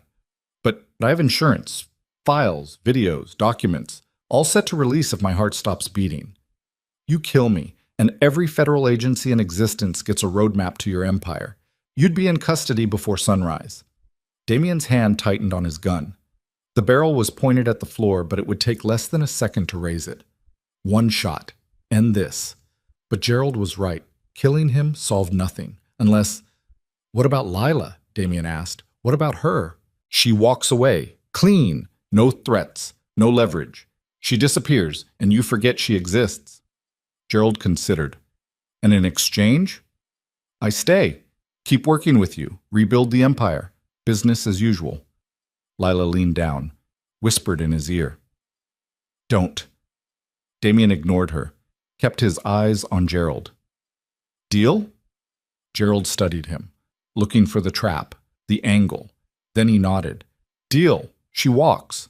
But you stay. Fine. No, Lila said loudly. Not fine. I'm not leaving you with him. You don't get a vote, Damien said. The hell I don't. After everything, you deserve a life. A real one. Not this. He turned to look at her. Gerald's right. I've been building this empire for 15 years. It's all I know. All I am. But you? You can still get out, start over, be the person your father would have wanted you to be. Tears ran down her face. And what about what I want? What do you want? I want you to stop treating yourself like you're already dead. I want you to fight for something besides survival. I want... She stopped, swallowed. I want you to come with me. Damien's chest tightened. For a moment, one brief, impossible moment, he let himself imagine it. Walking away, starting over, becoming someone who didn't have blood on his balance sheets. Then reality crashed back. I can't, he said quietly. Too many people want me dead. Too many agencies want me locked up. There's no clean exit for me. There never was. There's always a choice. Not anymore. I crossed that line years ago. The only way forward is through. Gerald stood. Touching as this is, do we have a deal or not? Damien looked at Lila one last time, memorized her face, the bruises and the tears and the stubborn set of her jaw. She'd saved his life, changed something in him he didn't know could change. But some people were too far gone to save. We have a deal, Damien said. Excellent. Gerald pulled out a phone, typed a message. I've just wired you $200,000, Miss Mercer. Enough to start fresh. Anywhere in the world. I suggest you use it wisely. Lila's phone buzzed. She looked at it, at the notification of the wire transfer, then at Damien. This is wrong, she said. This is necessary, Damien replied. I could stay. I could help. You could die. And I've got enough ghosts already. He stood. Every muscle screamed, Go, Lila, please, while you still can. She stood there, frozen, torn. Then Gerald's phone rang. He answered, listened. His face went pale. I see, he said. Yes. Understood. He hung up, looked at Damien. We have a problem. What kind of problem? The Korsakovs just got word that Catherine's dead. They're calling an emergency meeting. Everyone connected to her operations. They want to know who's responsible, and they have security footage from the warehouse, footage of you killing her. Damien's stomach dropped. How? Catherine had cameras everywhere. Her second-in-command released the footage an hour ago, sent it to every major player in the city. You're not just wanted by the Korsakovs anymore. You're wanted by every crew, every family, every organization that did business with her. The bounty's up to $2 million. $2 million. Dead or alive, but preferably dead, painfully. Lila grabbed Damien's arm. Then we run. Both of us. Right now. Run where? Gerald asked. They have contacts in every city, every airport, every port. You'd never make it out of the state. So what do you suggest? Damien asked. Gerald poured another scotch, drank it in one swallow. I suggest you do what you do best. Go to war. Hit them before they hit you. Burn it all down and salt the earth. That's suicide. No, suicide is sitting here waiting for them to find you. War at least gives you a chance. A chance to do what? I'm one man. Wounded. Out of allies. Against the entire underworld. Not the entire underworld. Gerald's eyes glittered. I can give you names, addresses, vulnerabilities. Catherine kept detailed files on everyone. Where they live, where they hide their money, where their families sleep. You want to survive? Make them more afraid of you than you are of them. Damien looked at Lila, at Gerald, at the impossible choice between dying slow or dying fast. There's a third option, Lila said quietly. They both turned. We go to the FBI, she said. Right now. You turn yourself in. Cooperate. Give them everything on Gerald, on the Korsakovs, on Catherine's network. Witness protection in exchange for testimony. They'd never take that deal, Gerald said. Damien's killed people, laundered money. He's a criminal. So are you, Lila snapped. Difference is, he might have a conscience left. You clearly don't. Gerald's expression hardened. Careful, Miss Mercer. Our deal was contingent on you leaving quietly. Start making noise and I might reconsider. Your deal can go to hell. Lila, Damien said, stop. No. I'm done watching people manipulate you. Done watching you accept that this is all you deserve. She turned to him. You want to know what your third option is? You burn it all down. Not for revenge, not for survival, but because it's the right thing to do. You take every piece of evidence, every name, every crime, and you make sure no one else's father ends up dead because some rich psychopath decided to play games with people's lives.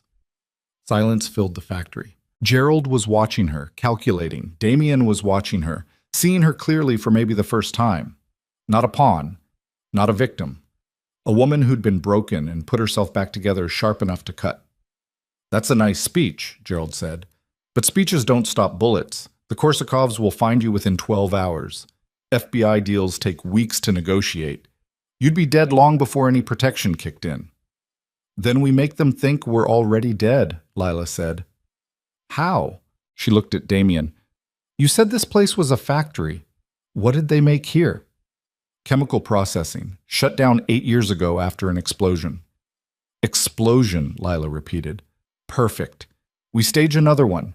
Bigger. Bodies burned beyond recognition. Security footage shows us entering but not leaving. The Korsakovs think they're dead. Gerald thinks we're dead. We buy time to actually get to the FBI. Gerald laughed. That's insane.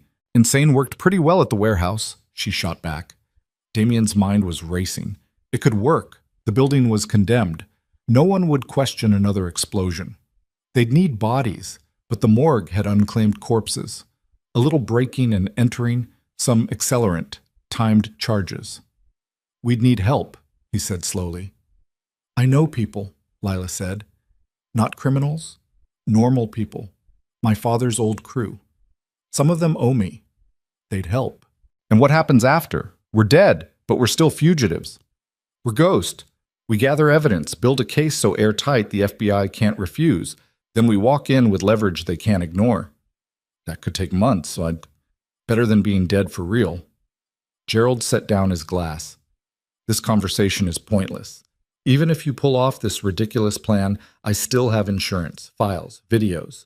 You betray me and I bring down everyone. Including yourself, Damien said. You really want to spend your last years in prison? I want to die rich and free, which means keeping you under control. Or it means I put a bullet in you right now and take my chances with your insurance. Damien raised his gun, aimed at Gerald's head. Gerald didn't flinch. Go ahead. Pull the trigger. See what happens. Damien's finger tightened. Lila's hand covered his. Don't. He's not worth it. He's a loose end. So was Catherine. Look how that worked out. Damien's hand shook. 15 years of partnership. 15 years of deals and crimes and compromises. Gerald had made him rich, had kept him out of prison, had been the closest thing to family Damien had left, and had betrayed him at every turn. His finger relaxed. The gun lowered. You're right, Damien said. You're not worth the bullet. Relief flashed across Gerald's face, then confusion. So we continue as before? No, we're done. I'm out. Keep your insurance. Release your files. I don't care anymore. You're bluffing. I'm tired. There's a difference. Damien stood, wavered. Lila caught him. Come on. We have an explosion to stage. They turned to leave. Gerald's voice stopped them. You walk out that door. You're as good as dead. Both of you. We're already dead, Damien said without turning. We just haven't stopped moving yet. They walked out into the night. The cold air was a shock. Damien's legs finally gave out. He collapsed against a wall. Lila held him up. We need to get you medical attention, she said. Real attention, not just pressure bandages. After. First we need... His phone buzzed. Unknown number, again. He answered. A voice, young, scared, female. Damien Varelli? Who is this? My name's Sarah. I worked for Catherine Volkov, security detail. I need to talk to you. About what? About the people who are coming to kill you, and about the fact that Gerald Ashford just put a hit out on both of you, $2 million, active as of 5 minutes ago. Damien's blood went cold. He looked back at the factory. Gerald was already on the phone, already moving, already 3 steps ahead. How long do we have? Damien asked. 20 minutes. Maybe less. Every hitter in the city just got the message. They're converging on your location now. How did they... Your phone. Gerald's been tracking it, feeding them real-time coordinates. You need to ditch it. Run. Now. Damien looked at Lila, at the phone in his hand, at the factory where Gerald was undoubtedly watching through cameras, waiting to see them die. Lila, he said quietly, we need to run. Where? I don't know. Anywhere. Nowhere. Just... Headlights appeared at the end of the street. Multiple vehicles. Moving fast. Then more from the opposite direction. They were surrounded. Damien's hand found Lila's. I'm sorry. I got you killed. Not yet, you haven't. She pulled him into the shadows. Come on. There has to be a way. They ran into the maze of the industrial park. Behind them, tires screeched. Doors slammed. Voices shouted orders. The hunt was on. And for the first time in his life, Damien Varelli had absolutely no plan. Just a wounded shoulder, a woman he'd doomed, and maybe 30 seconds before the world came crashing down. He looked at Lila, at her bruised face and determined eyes, and the way she hadn't let go of his hand, even though running alone would be faster, safer, smarter. Whatever happens, he said as they ran through the dark. Thank you for not giving up on me. Thank me when we survive, she panted. Behind them, the voices were getting closer. Ahead, the industrial park stretched into shadow and uncertainty. And somewhere in between, there had to be an answer. There had to be. Because the alternative, dying here, in the dark, hunted like animals, that wasn't an ending. That was just cruel. The industrial park was a graveyard of commerce. Rusted machinery loomed like tombstones. Abandoned warehouses stretched in rows, their windows blown out, their doors hanging crooked. Damien and Lila ran through the maze of decay, footsteps echoing off concrete and metal. Behind them, the sound of engines grew louder, closer. Damien's shoulder burned. Each breath was a knife. His vision blurred at the edges, darkness creeping in. Blood loss. Shock. He was running on borrowed time and sheer willpower. Lila pulled him left between two buildings. The alley was narrow, littered with broken pallets and trash. They scrambled over debris, Damien's bad leg nearly giving out twice. Lila caught him each time, kept him moving. There, she gasped. An old delivery truck sat behind a warehouse, tires flat, windshield shattered. But the cargo bay door was open. They dove inside, pulling the door shut behind them. Darkness swallowed them whole. They pressed against the truck's rusted wall, breathing hard, trying to be silent, trying not to collapse. Outside, vehicles screeched to a halt. Doors opened. Footsteps. Voices. Check every building. They're on foot. Can't have gone far. Spread out. Teams of 2. Anyone sees them? Radio first. Shoot second. Ashford wants proof they're dead. Bring him something he can identify. The footsteps dispersed. Some close. Some moving away. Flashlight beams swept through cracks in the truck's cargo bay. Thin lines of light cutting through the dark. Damien and Lila didn't move. Didn't breathe. A beam crossed Damien's face. He closed his eyes. Waited. The beam moved on. The footsteps faded. Silence returned. Thick and suffocating. Lila let out a shaky breath. How many? 20, maybe more. Damien pressed his good hand against his wounded shoulder. The bleeding had slowed but hadn't stopped. His shirt was stiff with dried blood. Fresh warmth seeped between his fingers. We can't stay here. They'll do a second sweep. More thorough. Can you move? Do I have a choice? That's still not an answer. Damien tested his weight. His legs shook but held, barely. I can move. For now. Lila pulled out her phone. The screen was cracked but functional. No signal. No way to call for help. She pulled up a map app, showing cached data from the last time she had service. We're here. The nearest road with traffic is 2 miles northeast. 2 miles might as well be 20. You have a better idea? Damien didn't. He checked his gun. 2 rounds left. Against 20 armed men. The math was brutal and simple. We wait until they move on, he said. Then we go. And if they don't move on, then we get creative. They sat in the dark. Minutes crawled. Outside, the search continued. Voices calling to each other. Engines idling. The systematic destruction of every hiding place in the industrial park. Damien's mind drifted. Blood loss making him lightheaded. He thought about Gerald. About 15 years of partnership ending in betrayal. He should have seen it coming. Should have known that loyalty was just another commodity to be bought and sold. Tell me about your father, he said quietly. Lila looked at him. Why? Because we might die in this truck, and I'd like to know something good about the man I helped destroy. She was quiet for a long moment, then she spoke. He wasn't perfect, drank too much, lost his temper, but he worked. God, did he work. 14-hour days, came home smelling like sweat and copper piping. His hands were always cut up, scarred, but he never complained. What'd he complain about? Me, wanting me to do better, go to college, not end up in trades like him. He had this dream that I'd be a lawyer or a doctor, someone important. She laughed bitterly. Ended up a waitress instead, living his nightmare. You're alive. That's more than most people in our situation can say. For how much longer? Damien didn't answer. There wasn't a good answer. Outside, an engine revved, tires on gravel, a vehicle moving away. Then another. Lila crept to a crack in the cargo bay door, peered out. Some of them are leaving. How many? 3 cars, maybe 10 people. Still leaves 10 more. Better than 20. She had a point. They waited another 15 minutes. The sounds outside grew quieter, more distant. The searchers were moving to other sections of the industrial park, convinced their prey had fled deeper into the maze. Now, Damien said. They climbed out of the truck. The night air was cold and damp. Fog had rolled in thick, reducing visibility to maybe 30 feet. Good for hiding, bad for navigation. Damien oriented himself, northeast, 2 miles. They started walking, staying low, using the buildings for cover. Every step was agony. Damien's shoulder throbbed in rhythm with his heartbeat. His leg dragged.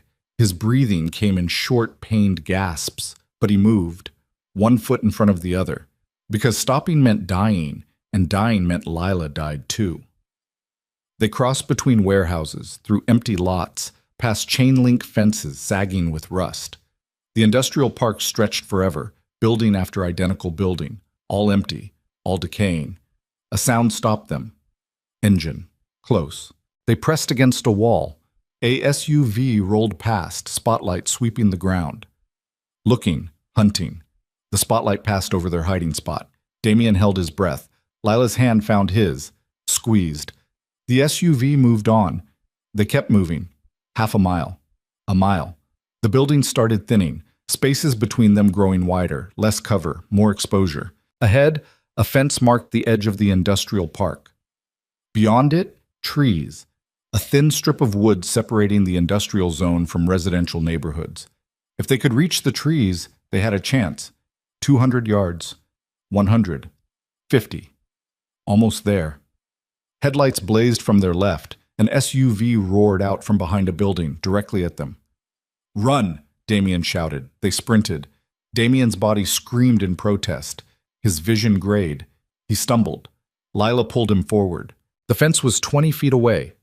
Chain link, 8 feet tall, topped with barbed wire. The SUV was closing. 30 feet. 20. Lila hit the fence first, started climbing, fast and desperate. Damien grabbed the chain link, pulled himself up. His wounded shoulder shrieked. He almost let go, forced himself to hold on. "Climb!" The SUV skidded to a halt below them. Doors opened. Men poured out. "Get down from there!" someone shouted. Gunfire answered. Bullets punched through chain link, sparks and screaming metal. Damien climbed faster. His hands were slick with blood. Each grip threatened to slip. Lila reached the top, swung over the barbed wire. Her jacket caught, tore. She dropped to the other side, landed hard. Damien was 3 feet from the top. The men below were aiming. He could see the muzzles tracking him. He lunged, grabbed the top rail, pulled himself over. Barbed wire raked his back. Fresh pain, fresh blood. He didn't care. He fell. Hit the ground on the other side. Something in his ribs cracked. Air exploded from his lungs. He couldn't breathe, couldn't move. Lila grabbed him. "Get up! Get up!" He got up. They ran into the trees. Behind them, the men hit the fence. Started climbing. The woods were thin, birch and pine, saplings and undergrowth. Not much cover, but better than open ground. They crashed through branches, feet slipping on wet leaves. A clearing opened ahead. Small, maybe 20 feet across. They burst into it and stopped. 4 men stood waiting, weapons raised, flashlights pinning Damien and Lila in a circle of light. "End of the line," one of them said. 40s, scarred face, dead eyes, professional killer. He aimed a pistol at Damien's chest. "On your knees." Damien's hand drifted toward the gun at his back. "Don't," the man said. "You're fast, maybe, but not faster than 4 triggers." "You got a name?" Damien asked. "Doesn't matter. You'll be dead too soon to use it." "Fair enough." Damien's mind raced. 4 gunmen, 2 bullets, 0 chance of winning a straight fight, which meant he needed to not fight straight. "Gerald sent you," Damien said. "Gerald's paying us. Don't really care why. 2 million split 4 ways, that's 500,000 each. Math's not my strong suit, but yeah. What if I told you Gerald's not planning to pay?" The man laughed. "What if I told you I don't care what a dead man says? You should, because Gerald's whole operation is about to collapse. Feds have been building a case. They're coming for everyone connected to him. You kill me, you're next on their list." "Nice try." "It's not a try, it's a fact. Catherine Volkov kept records, names, transactions, everything. When she died, her second-in-command started shopping those records to law enforcement. Gerald knows this. He's cleaning house, getting rid of loose ends. You really think you're getting paid? You're getting set up." Doubt flickered across the man's face. Just for a second. Damien pressed. "Call him, right now. Ask him about the Volkov records. Watch him lie." "Boss," one of the other gunmen said, "maybe we should—" "Shut up!" The scarred man's jaw worked. "You're stalling. I'm offering you a way out. Help us, and I'll give you something worth more than 2 million. I'll give you Gerald." "Why would we want that?" "Because he's the one with the real money. Offshore accounts, 15 years of laundered cash. Help me take him down, and you can clean out his accounts before the feds freeze them. Split 300 million instead of 2. The scarred man stared. 300 million. Give or take, I've seen the books. I know where it's hidden. Help me survive the night, and I'll give you access. Silence. The four gunmen exchanged glances. Greed versus orders, the eternal calculation. How do we know you're not lying? The scarred man asked. You don't. But if I'm lying, you can still kill me.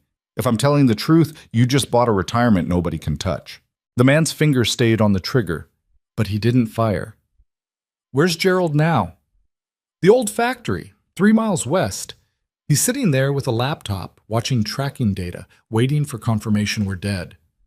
And these accounts? Cayman Islands, Switzerland, Singapore. I have the access codes. Memorized. Kill me and they die with me. More silence.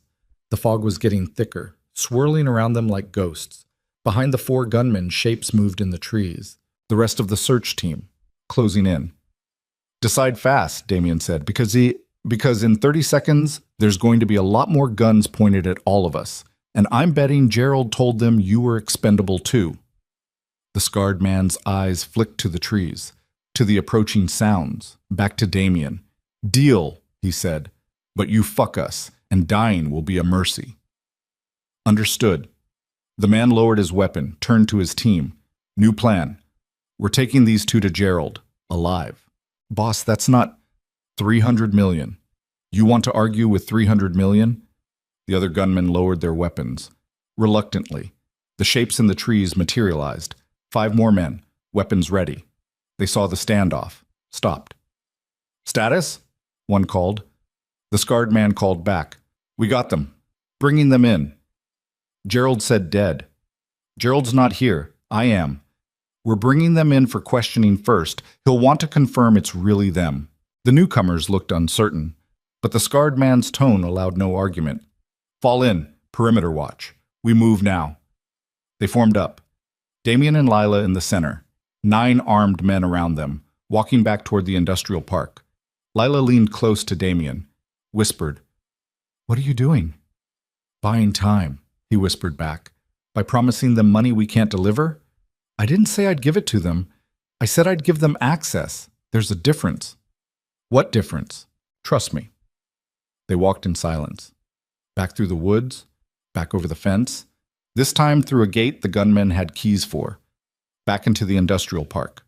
The scarred man stayed close to Damien, weapon ready but not aimed. These access codes, how do I know they're real? You'll know when you try them. Not good enough. Damien pulled out his phone, the one Gerald had been tracking. He opened a notes app, typed a string of numbers and letters, showed it to the scarred man. That's a routing number and account access code for a bank in Grand Cayman. Punch it in when we're done here. If it doesn't show 8 figures, shoot me then. The man photographed the screen with his own phone. I will. They reached the factory, the building where Gerald had been waiting. Lights on inside now. More vehicles parked outside. Gerald had called in reinforcements. The scarred man stopped, looked at the factory, at his men, at Damien. You're sure he's in there? Positive. Probably has security. Maybe 6 guys. He's paranoid. Smart. I would be too. The scarred man raised his radio. All units, converge on the factory. Target inside. Authorization level Alpha. The radio crackled with confirmations. Within minutes, the factory was surrounded. 20 men, all armed, all focused on the building. Now what? The scarred man asked. Now you go in and get him, Damien said. We? You're coming too. I'm wounded. Bleeding out. I'll slow you down. You'll die if we leave you. Then I'll die knowing Gerald went first. That's enough. The scarred man studied him, then grabbed Damien's good arm. You're coming. Insurance. You try anything, the girl dies first. They moved toward the factory. The scarred man's team took point, breached the door. Flashbangs detonated inside. Light and sound and chaos. Damien and Lila were dragged in with the assault team. The factory floor was exactly as they'd left it. Chairs, table, bottle of scotch, but no Gerald. Clear, voices called from different sections. Upstairs clear. Basement clear. The scarred man's face darkened. Where is he? I don't know, Damien said. You said he'd be here. He was here 20 minutes ago. Then where? An explosion ripped through the western wall. The concussion threw everyone to the ground. Damien's ears rang. Debris rained. Smoke filled the air. Through the smoke, figures emerged. Not Gerald's men. Different. Tactical gear. Night vision. Military precision. The Korsakovs had arrived. Dmitri and Alexei walked through the breach like they owned the place. Behind them, a dozen soldiers. Russian mob contractors. Ex-Spetsnaz. The kind of men who'd burned villages for breakfast. Dmitri saw Damien. Smiled. It was a wolf smile. "Damien Virelli, we have been looking for you." The scarred man tried to raise his weapon. A Korsakov soldier shot him in the chest.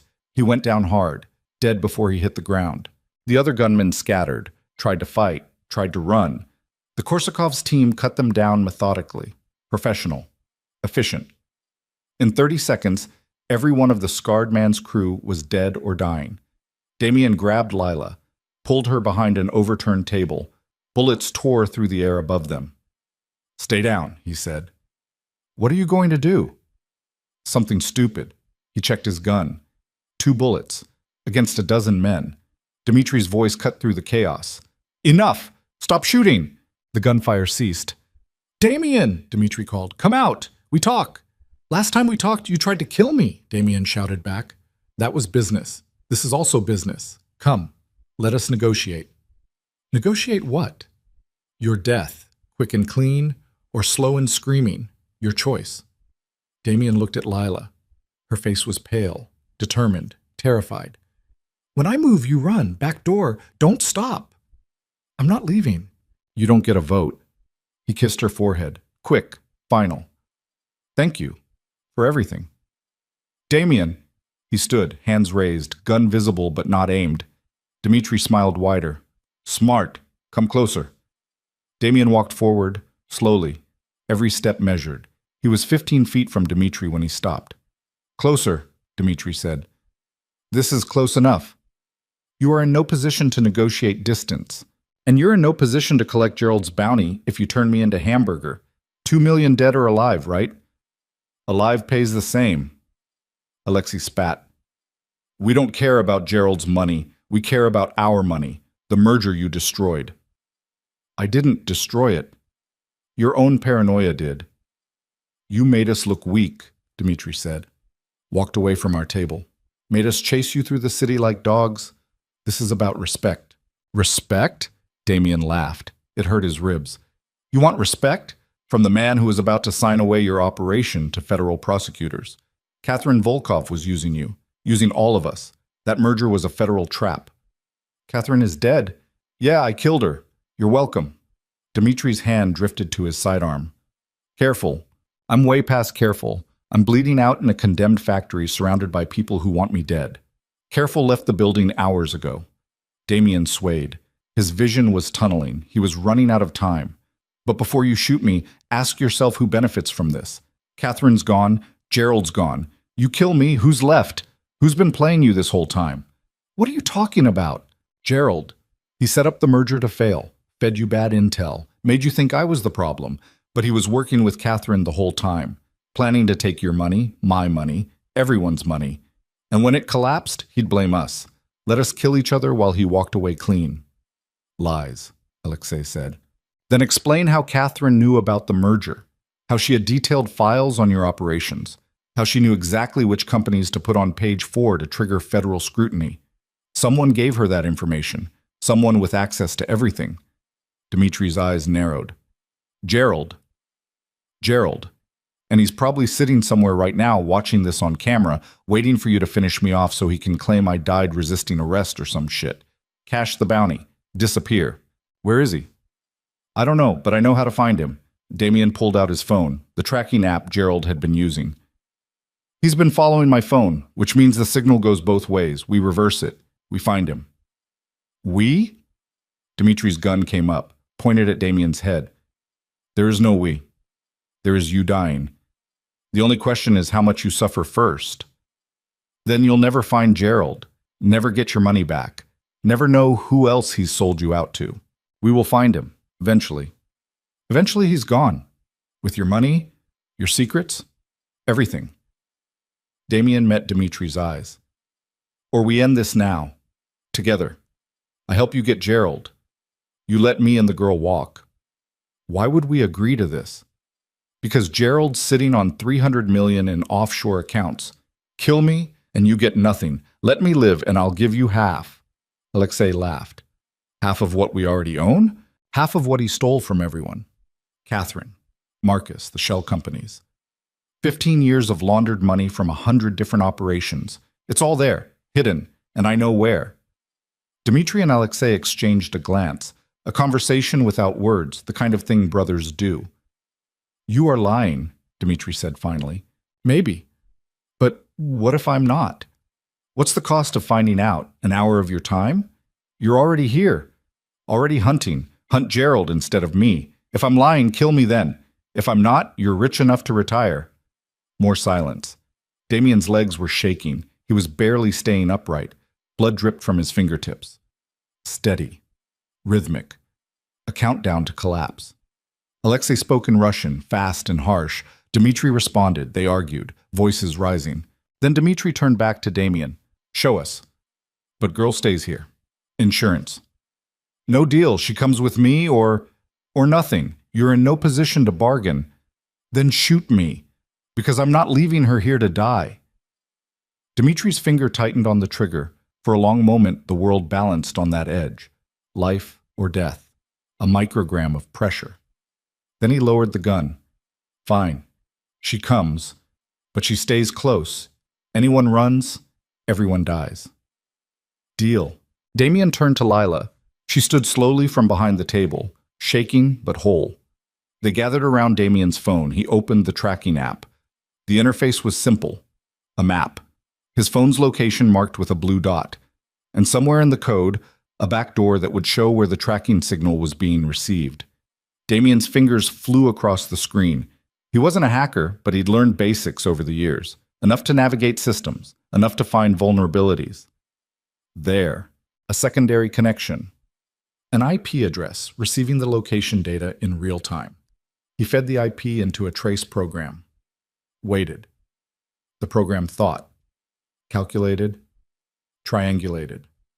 A red dot appeared on the map, 6 miles away. Downtown.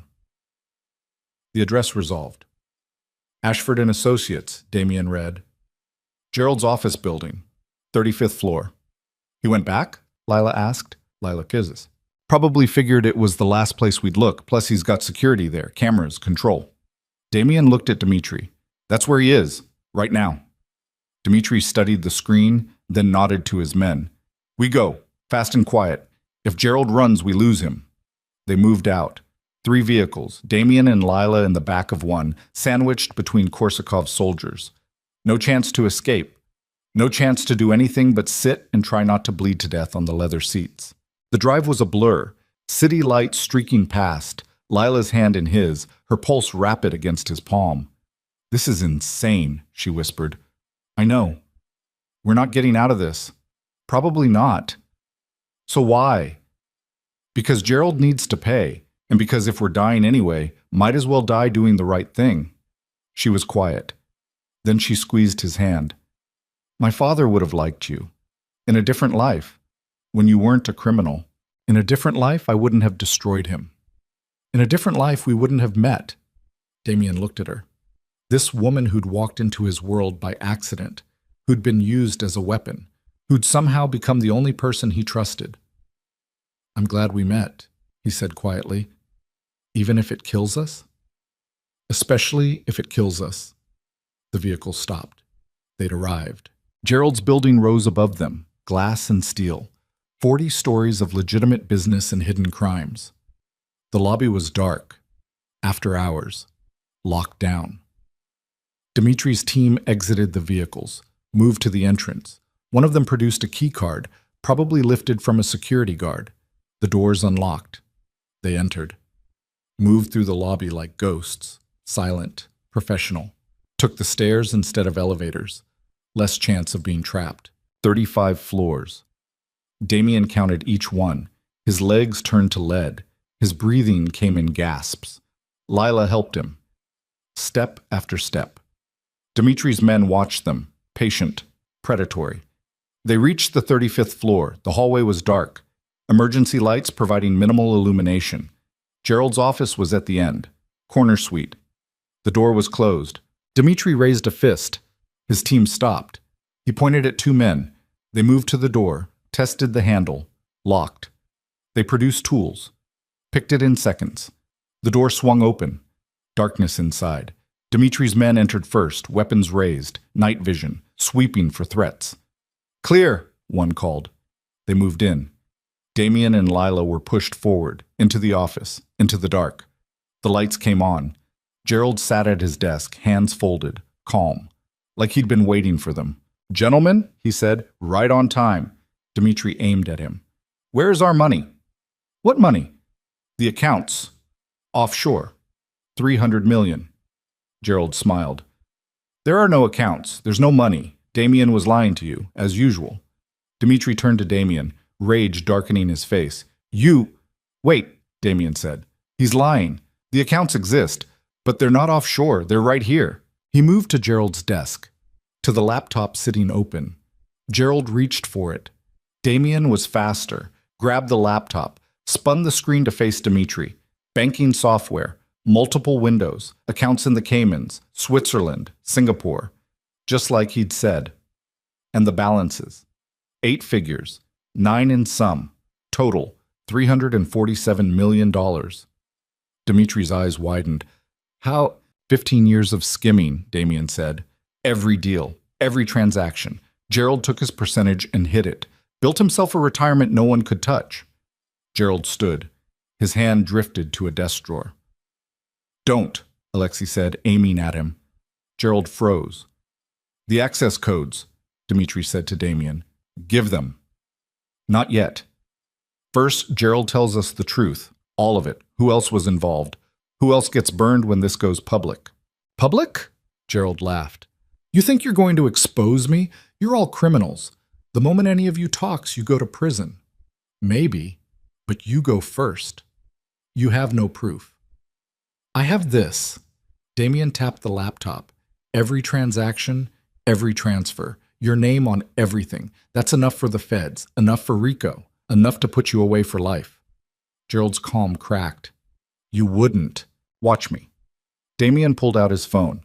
The same phone Gerald had been tracking. He opened an encrypted email, attached the banking files from the laptop, addressed it to the FBI's Financial Crimes Division. His finger hovered over send. "Wait," Gerald said. "We can make a deal. Split the money. All of us. No one talks. Everyone walks away rich. I'm done making deals with you. Damien, please. We're partners. We've built this together. Don't throw it away. You threw it away when you put a hit on me, when you tried to kill Lila, when you decided profit mattered more than loyalty." "Loyalty?" Gerald's voice rose. "I've kept you out of prison for 15 years. I've cleaned up your messes, protected you, made you rich. And this is how you repay me? You betrayed me first. I tried to save you, from Catherine, from yourself, from nothing. You tried to save your own ass, and you were willing to burn everyone else to do it." Gerald's hand inched toward the drawer again. "Don't," Dmitri repeated. Gerald's hand shot into the drawer, came out with a pistol. 5 guns fired simultaneously. Gerald jerked, blood sprayed. He collapsed behind the desk. The gun clattered from his hand. Silence. Dmitri walked around the desk, looked down at Gerald's body. "He is dead." "Good," Damien said. His voice was hollow, empty. He felt nothing, no satisfaction, no relief, just exhaustion. Dmitri turned to him. "The access codes. Now." Damien looked at the laptop, at the accounts containing Gerald's stolen fortune, at the men with guns pointed at him and Lila. "Okay," he said, "I'll give you access. But first you need to understand something." "What?"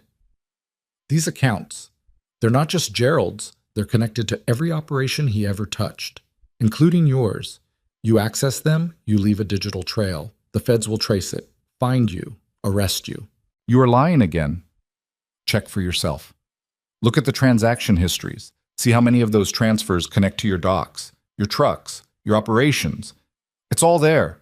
A roadmap for prosecutors." Dmitri's face darkened. He looked at the laptop, at the accounts. "Then what do we do?" We destroy it, all of it, wipe the accounts, burn the evidence, and everyone walks away. Walk away with nothing? Walk away alive and free. This is not acceptable.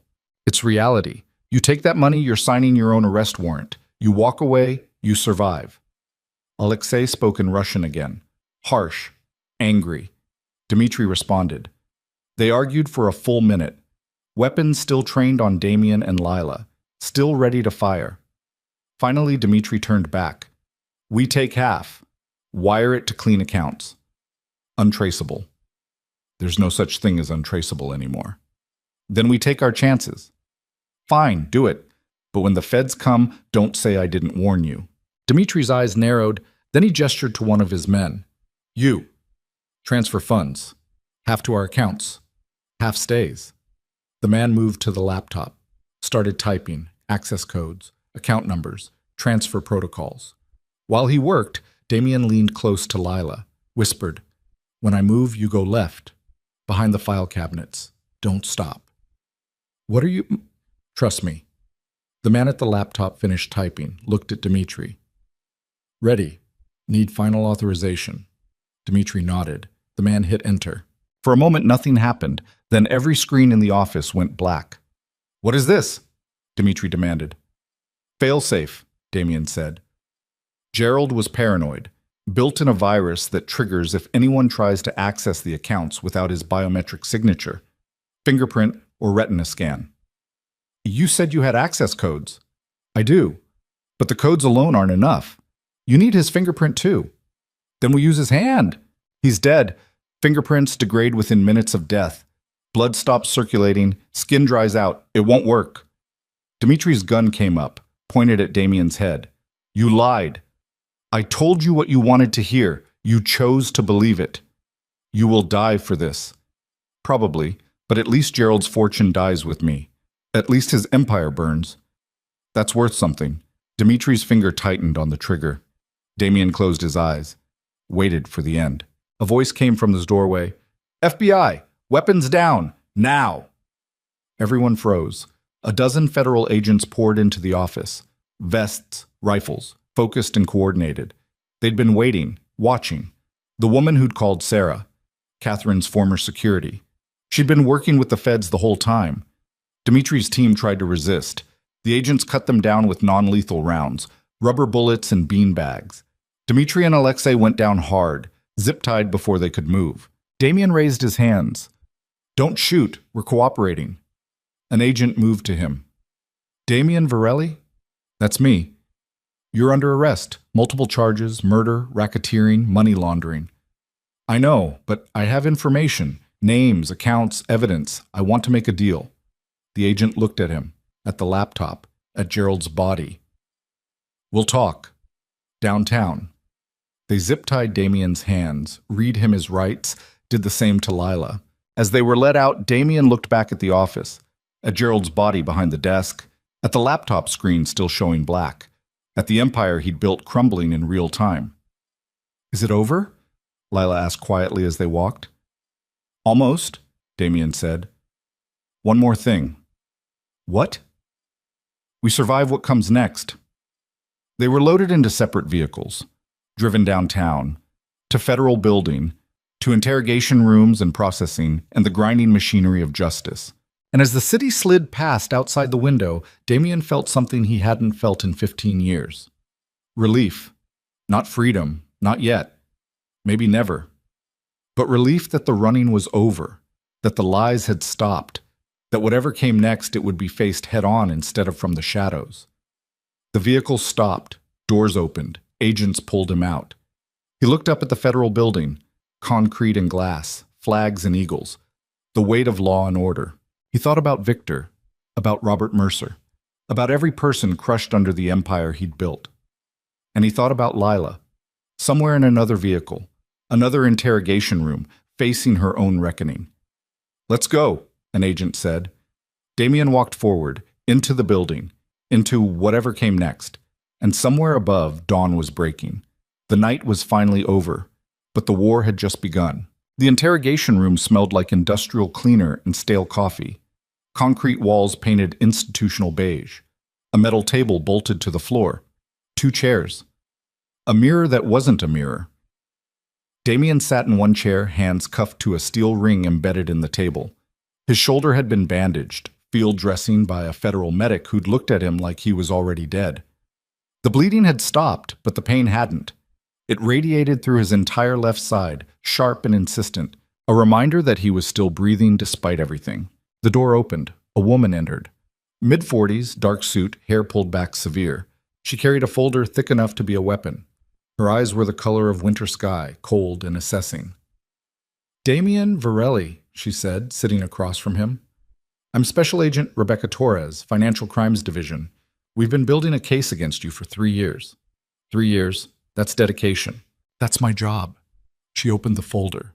Photographs spilled across the table, crime scenes, surveillance shots, bank records. "You've been busy. 15 years of money laundering, racketeering, tax evasion, and that's just the financial crimes. We haven't even gotten to the bodies yet." Damien looked at the photos, recognized most of them. His handiwork, direct or indirect. "I want to make a deal." Everyone wants to make a deal. Question is, what do you have worth dealing for? Gerald Ashford's entire operation, client lists, account numbers, shell companies, every dirty transaction for the last 20 years. Torres leaned back. "Gerald Ashford is dead. Shot 5 times in his office. You were there, along with the Korsakov brothers and half the Russian mob in the Northeast." "I didn't kill him." "But you were complicit. That makes you an accessory." "I was trying to survive. There's a difference. Not in the eyes of the law." Torres pulled out another photo. This one showed Damien in a warehouse 2 years ago. A man on his knees in front of him, gun in Damien's hand. "Nikolai Volkov, age 23. You executed him over $30,000. Damien's jaw tightened. That video was stolen. That video was evidence. Catherine Volkov provided it before she died, along with a sworn statement that you murdered her son in cold blood. We have motive. We have opportunity. We have your face on camera pulling the trigger. That's murder 1. Life without parole. Minimum. I want a lawyer. You'll get one. But first, let's talk about what you're facing. Murder. Multiple counts, RICO violations, money laundering conspiracy. The feds are throwing everything at you. You're looking at 3 consecutive life sentences. You'll die in prison, old and forgotten. Damien stared at the table, at his cuffed hands, at the photographs of his crimes laid out like playing cards.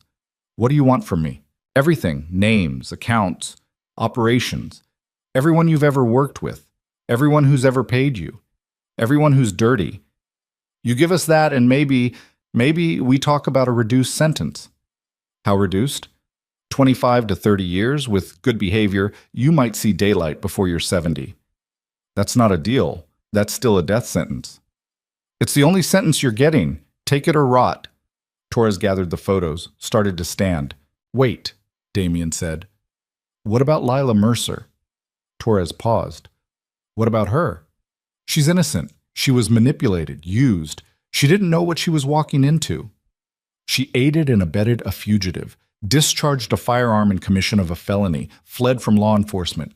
That's 3 to 5 years minimum. She was defending herself, defending me. You can't charge her for that. We can charge her for whatever the evidence supports. And right now, the evidence says she's complicit." Torres sat back down, leaned forward.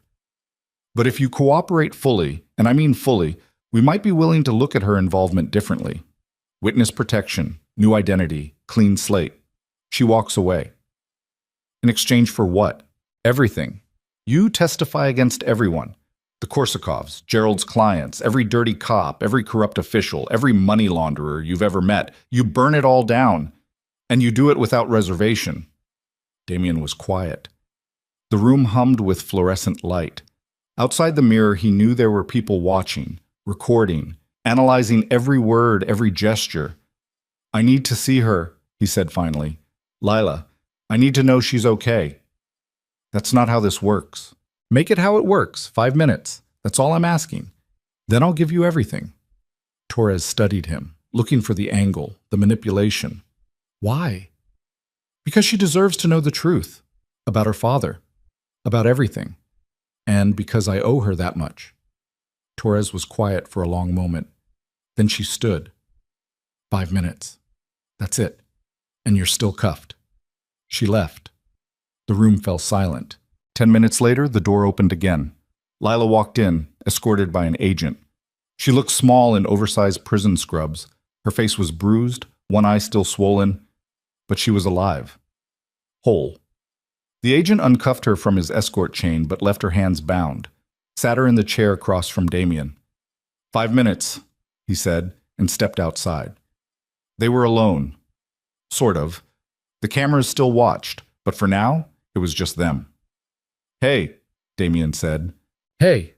Lila's voice was rough, like she'd been crying, or screaming, or both. You okay? Define okay. She looked at her cuffed hands. They're saying I helped you, that I'm an accessory, that I could go to prison. I'm fixing that. They're offering you a deal, witness protection, new life. You walk away clean. In exchange for what? Me. I testify. Give them everything. You go free. Lila's eyes filled. Don't do that. Don't make this about saving me. Someone should get saved. Might as well be you. I don't want to be saved if it means you die in prison. I was already dying in prison, just a different kind. At least this way it means something. She shook her head. Tears spilled over. This is my fault. If I hadn't delivered that message, if you hadn't delivered that message, I'd be dead. Gerald would have won. The Korsakovs would have won. Everyone would have won except the people who deserved to. Damien leaned as close as the cuffs allowed. You didn't start this. Catherine did. Gerald did. I did. 15 years ago when I chose money over morality. But you? You tried to do the right thing, even when it hurt, even when it was dangerous. That's more than I can say. The right thing still got people killed. The right thing always costs something. That's what makes it right. Lila wiped her eyes with bound hands. Awkward. Painful. What happens now? Now you take their deal. You disappear. You build a life somewhere safe. You become the person your father wanted you to be. And you? I pay for what I've done. All of it. No more running. No more excuses. That's not fair. Fair's got nothing to do with it. It's just what is. Damien's throat tightened. I need you to know something. Your father, Robert Mercer, he didn't kill himself because he was weak. He killed himself because the world crushed him. And I was part of that world. I didn't pull the trigger, but I loaded the gun. I'm sorry for all of it. Lila was crying openly now. I hated you for 7 years. I hated you so much. You should, but now I don't. And that makes it worse. Because hating you was easier than this. Then what? Then caring whether you live or die. The door opened. The agent stepped back in. Time's up. Lila stood. Damien did too, as much as the cuffs allowed. Take care of yourself, he said. You too. Lila, one more thing. She stopped at the door, looked back. When you get out, when you build that new life, don't forget who you are. Don't forget Robert Mercer's daughter survived. That matters. She nodded. Then she was gone. Damien sat back down. The room felt emptier, colder. He stared at the mirror, knowing Torres was watching. Okay, he said to his reflection. Let's talk. The next 6 hours were a blur of names and numbers, account details and location coordinates. Damien gave them everything, every client Gerald had represented, every shell company, every dirty transaction. He drew organizational charts on whiteboards, identified players in surveillance photos, connected dots the FBI had been trying to connect for years. Torres took notes, recorded everything, brought in specialists when the testimony got technical. By the end, they had enough to bring down 30 major criminal enterprises and a dozen corrupt officials. That's everything? Torres asked. Everything I know. If we find out you held back, I didn't. I'm done holding back, done protecting people who never protected me. Torres closed her notebook. The U.S. Attorney will review your cooperation, decide on sentencing recommendations. Until then, you're remanded to federal custody. Maximum security, no bail. What about Lila? Her deal's being processed. She'll be in witness protection by tomorrow. New name, new location. You'll never see her again. Good. That's good. They moved him to a cell. Concrete and steel. 8 by 10, a cot bolted to the wall, a toilet, a sink. No windows. Just the door with a slot for food and a small reinforced window for guards to check on him. Damien lay on the cot, stared at the ceiling. Every muscle ached. His shoulder throbbed. His ribs hurt with every breath. But he was alive. For now. Days blurred together. Meals came and went. Lawyers visited. Federal prosecutors. Public defenders appointed to represent him. They talked about plea deals and trial strategies and what kind of sentence he might face if he cooperated versus if he fought. Damien didn't fight. There was no point. The evidence was overwhelming. The testimony was damning. He'd killed people, laundered money, built an empire on blood and lies. There was no defense for that, just consequences. 3 weeks after his arrest, they brought him to court, shackled and in an orange jumpsuit. The courtroom was packed, press, victims' families, federal agents. The Korskov brothers sat in their own section, also shackled, glaring at Damien with murder in their eyes. The judge was an older woman, gray hair, hard eyes. She'd seen everything. Nothing impressed her. Nothing shocked her. "Damien Varelli," she said, reading from the charges. "You are charged with 37 counts, including murder, racketeering, money laundering, and conspiracy. How do you plead?" Damien's lawyer stood. "Your Honor, my client wishes to enter a guilty plea to all charges in exchange for consideration based on his cooperation with federal authorities." The judge looked at Damien. "Is that correct? You're pleading guilty?" Damien stood. "Yes, Your Honor." "You understand what that means? You're waiving your right to trial, accepting full responsibility." "I understand." "And you're doing this voluntarily? No one's coercing you?" "Voluntarily." The judge made notes. "Sentencing will be scheduled for 6 weeks from today. Until then, you'll remain in federal custody. Dismissed." The bailiffs let him out. Back to the cell. Back to the waiting. 6 weeks passed like 6 years. Damien read books from the prison library. Worked out in his cell. Answered more questions from prosecutors building cases against the people he'd named. He saw his face on the news. Heard reporters call him a monster, a criminal mastermind, a cautionary tale. They weren't wrong. Sentencing day arrived cold and gray. The courtroom was even more packed than before. The judge took her seat, reviewed the paperwork. "Mr. Varelli," she said, "I've read the cooperation agreements, the testimony you've provided, the cases you've helped build. The prosecution has recommended 25 years with possibility of parole after 20. Do you wish to make a statement before I render sentence?" Damien stood. His lawyer had advised against this, said anything he said could only hurt. But Damien didn't care. "Your Honor," he began. His voice was steady, clear. "I'm not going to stand here and make excuses. I did what I'm accused of. I killed people. I stole. I built an empire on the backs of honest people trying to make a living. I told myself it was business, that it was survival, that everyone did it. But that was a lie. What I did was wrong, and people died because of it." The courtroom was silent. Robert Mercer was a contractor, a father, a man trying to provide for his family. I destroyed him without knowing his name, without caring. He was just collateral damage. And he's not the only one. There are others. People whose names I don't even know. People who lost everything because I wanted more. Damien's hands shook. He gripped the table to steady them. "I can't bring them back. I can't undo what I've done. All I can do is tell the truth and accept the consequences.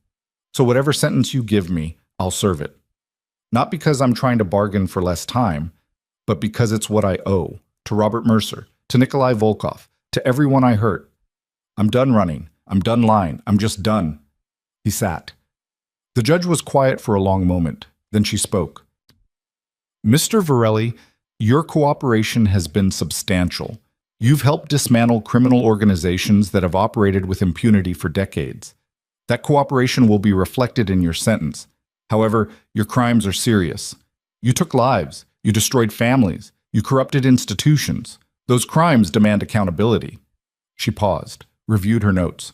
"I'm sentencing you to 20 years in federal prison, eligible for parole after 15 years with good behavior.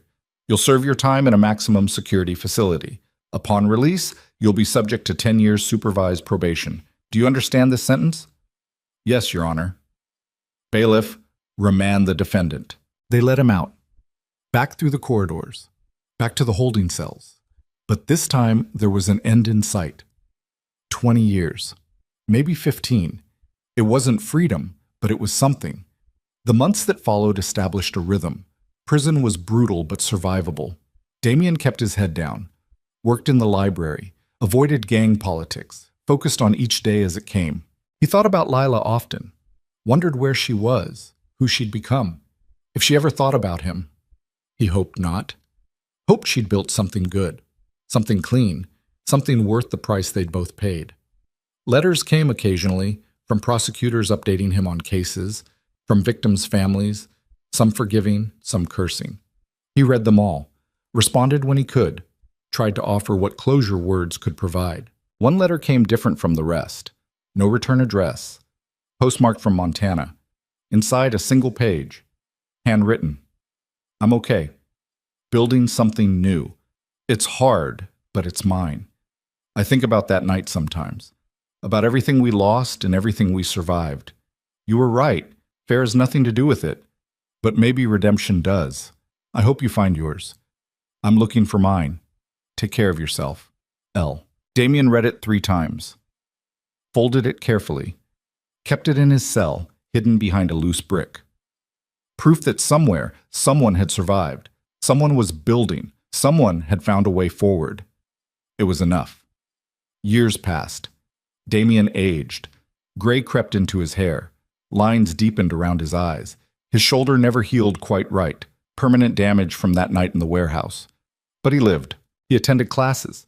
Got his GED, then an associate's degree through a prison program. Studied accounting. The irony wasn't lost on him. Learning to do legally what he'd once done criminally. The parole board reviewed his case in year 14.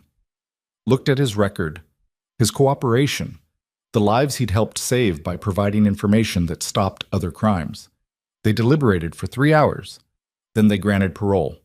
Conditional, supervised. But parole. Damien walked out of prison on a gray morning in October, 15 years to the month since his arrest. The world had changed. Technology had evolved. Cities had shifted. But the sky was still the same. The air still tasted like freedom. A caseworker met him, explained the terms. Monthly check-ins, employment requirements, travel restrictions. The conditions of his release. Damien nodded through it all, signed the papers. Where will you go, what? The caseworker asked. I don't know yet. You need an address, somewhere we can reach you. Damien thought for a moment, then he gave an address. A halfway house in the city where it all started, where he'd built his empire, where it had fallen. He moved in that afternoon. The room was small, clean, a bed, a desk, a window that looked out at brick walls. But it was his. No bars, no guards, just space and silence and possibility. He got a job 3 days later, bookkeeping for a small construction company. The owner knew his record, hired him anyway, said everyone deserved a second chance. Damien worked hard, kept his head down, learned the business. Months passed, then a year, then 2. The parole check-ins became routine. The caseworker started trusting him, gave him more freedom, allowed travel within the state. Damien used that freedom to visit graves. Robert Mercer's was in a cemetery outside the city. Simple headstone, no flowers. Damien bought some, set them down, stood there for a long time. I'm sorry, he said to the stone. I can't fix what I did, but I'm trying to be better. Your daughter, Lila, she's okay. She's building something good. I thought you should know. The wind rustled through trees. A bird called. Life continued. Damien visited every month after that. Brought flowers, kept the grave clean. It was small, insufficient, but it was something. He visited Nikolai Volkov's grave too. That was harder. Catherine's grave was beside her son's. Damien stood between them. 2 people dead because of him. One directly, one indirectly. Both permanent. I'm sorry, he said again. Words that meant nothing and everything. I can't undo this, but I'm trying to make sure no one else ends up here because of me. He visited Victor's grave. That one broke him. Victor, who'd been loyal when loyalty was expensive, who'd died protecting him, who deserved better than a bullet in a crumbling apartment. "You saved my life," Damien said, kneeling at the headstone. "More than once. I'm trying to make that mean something, trying to be worth what you gave. I don't know if I'll ever get there, but I'm trying."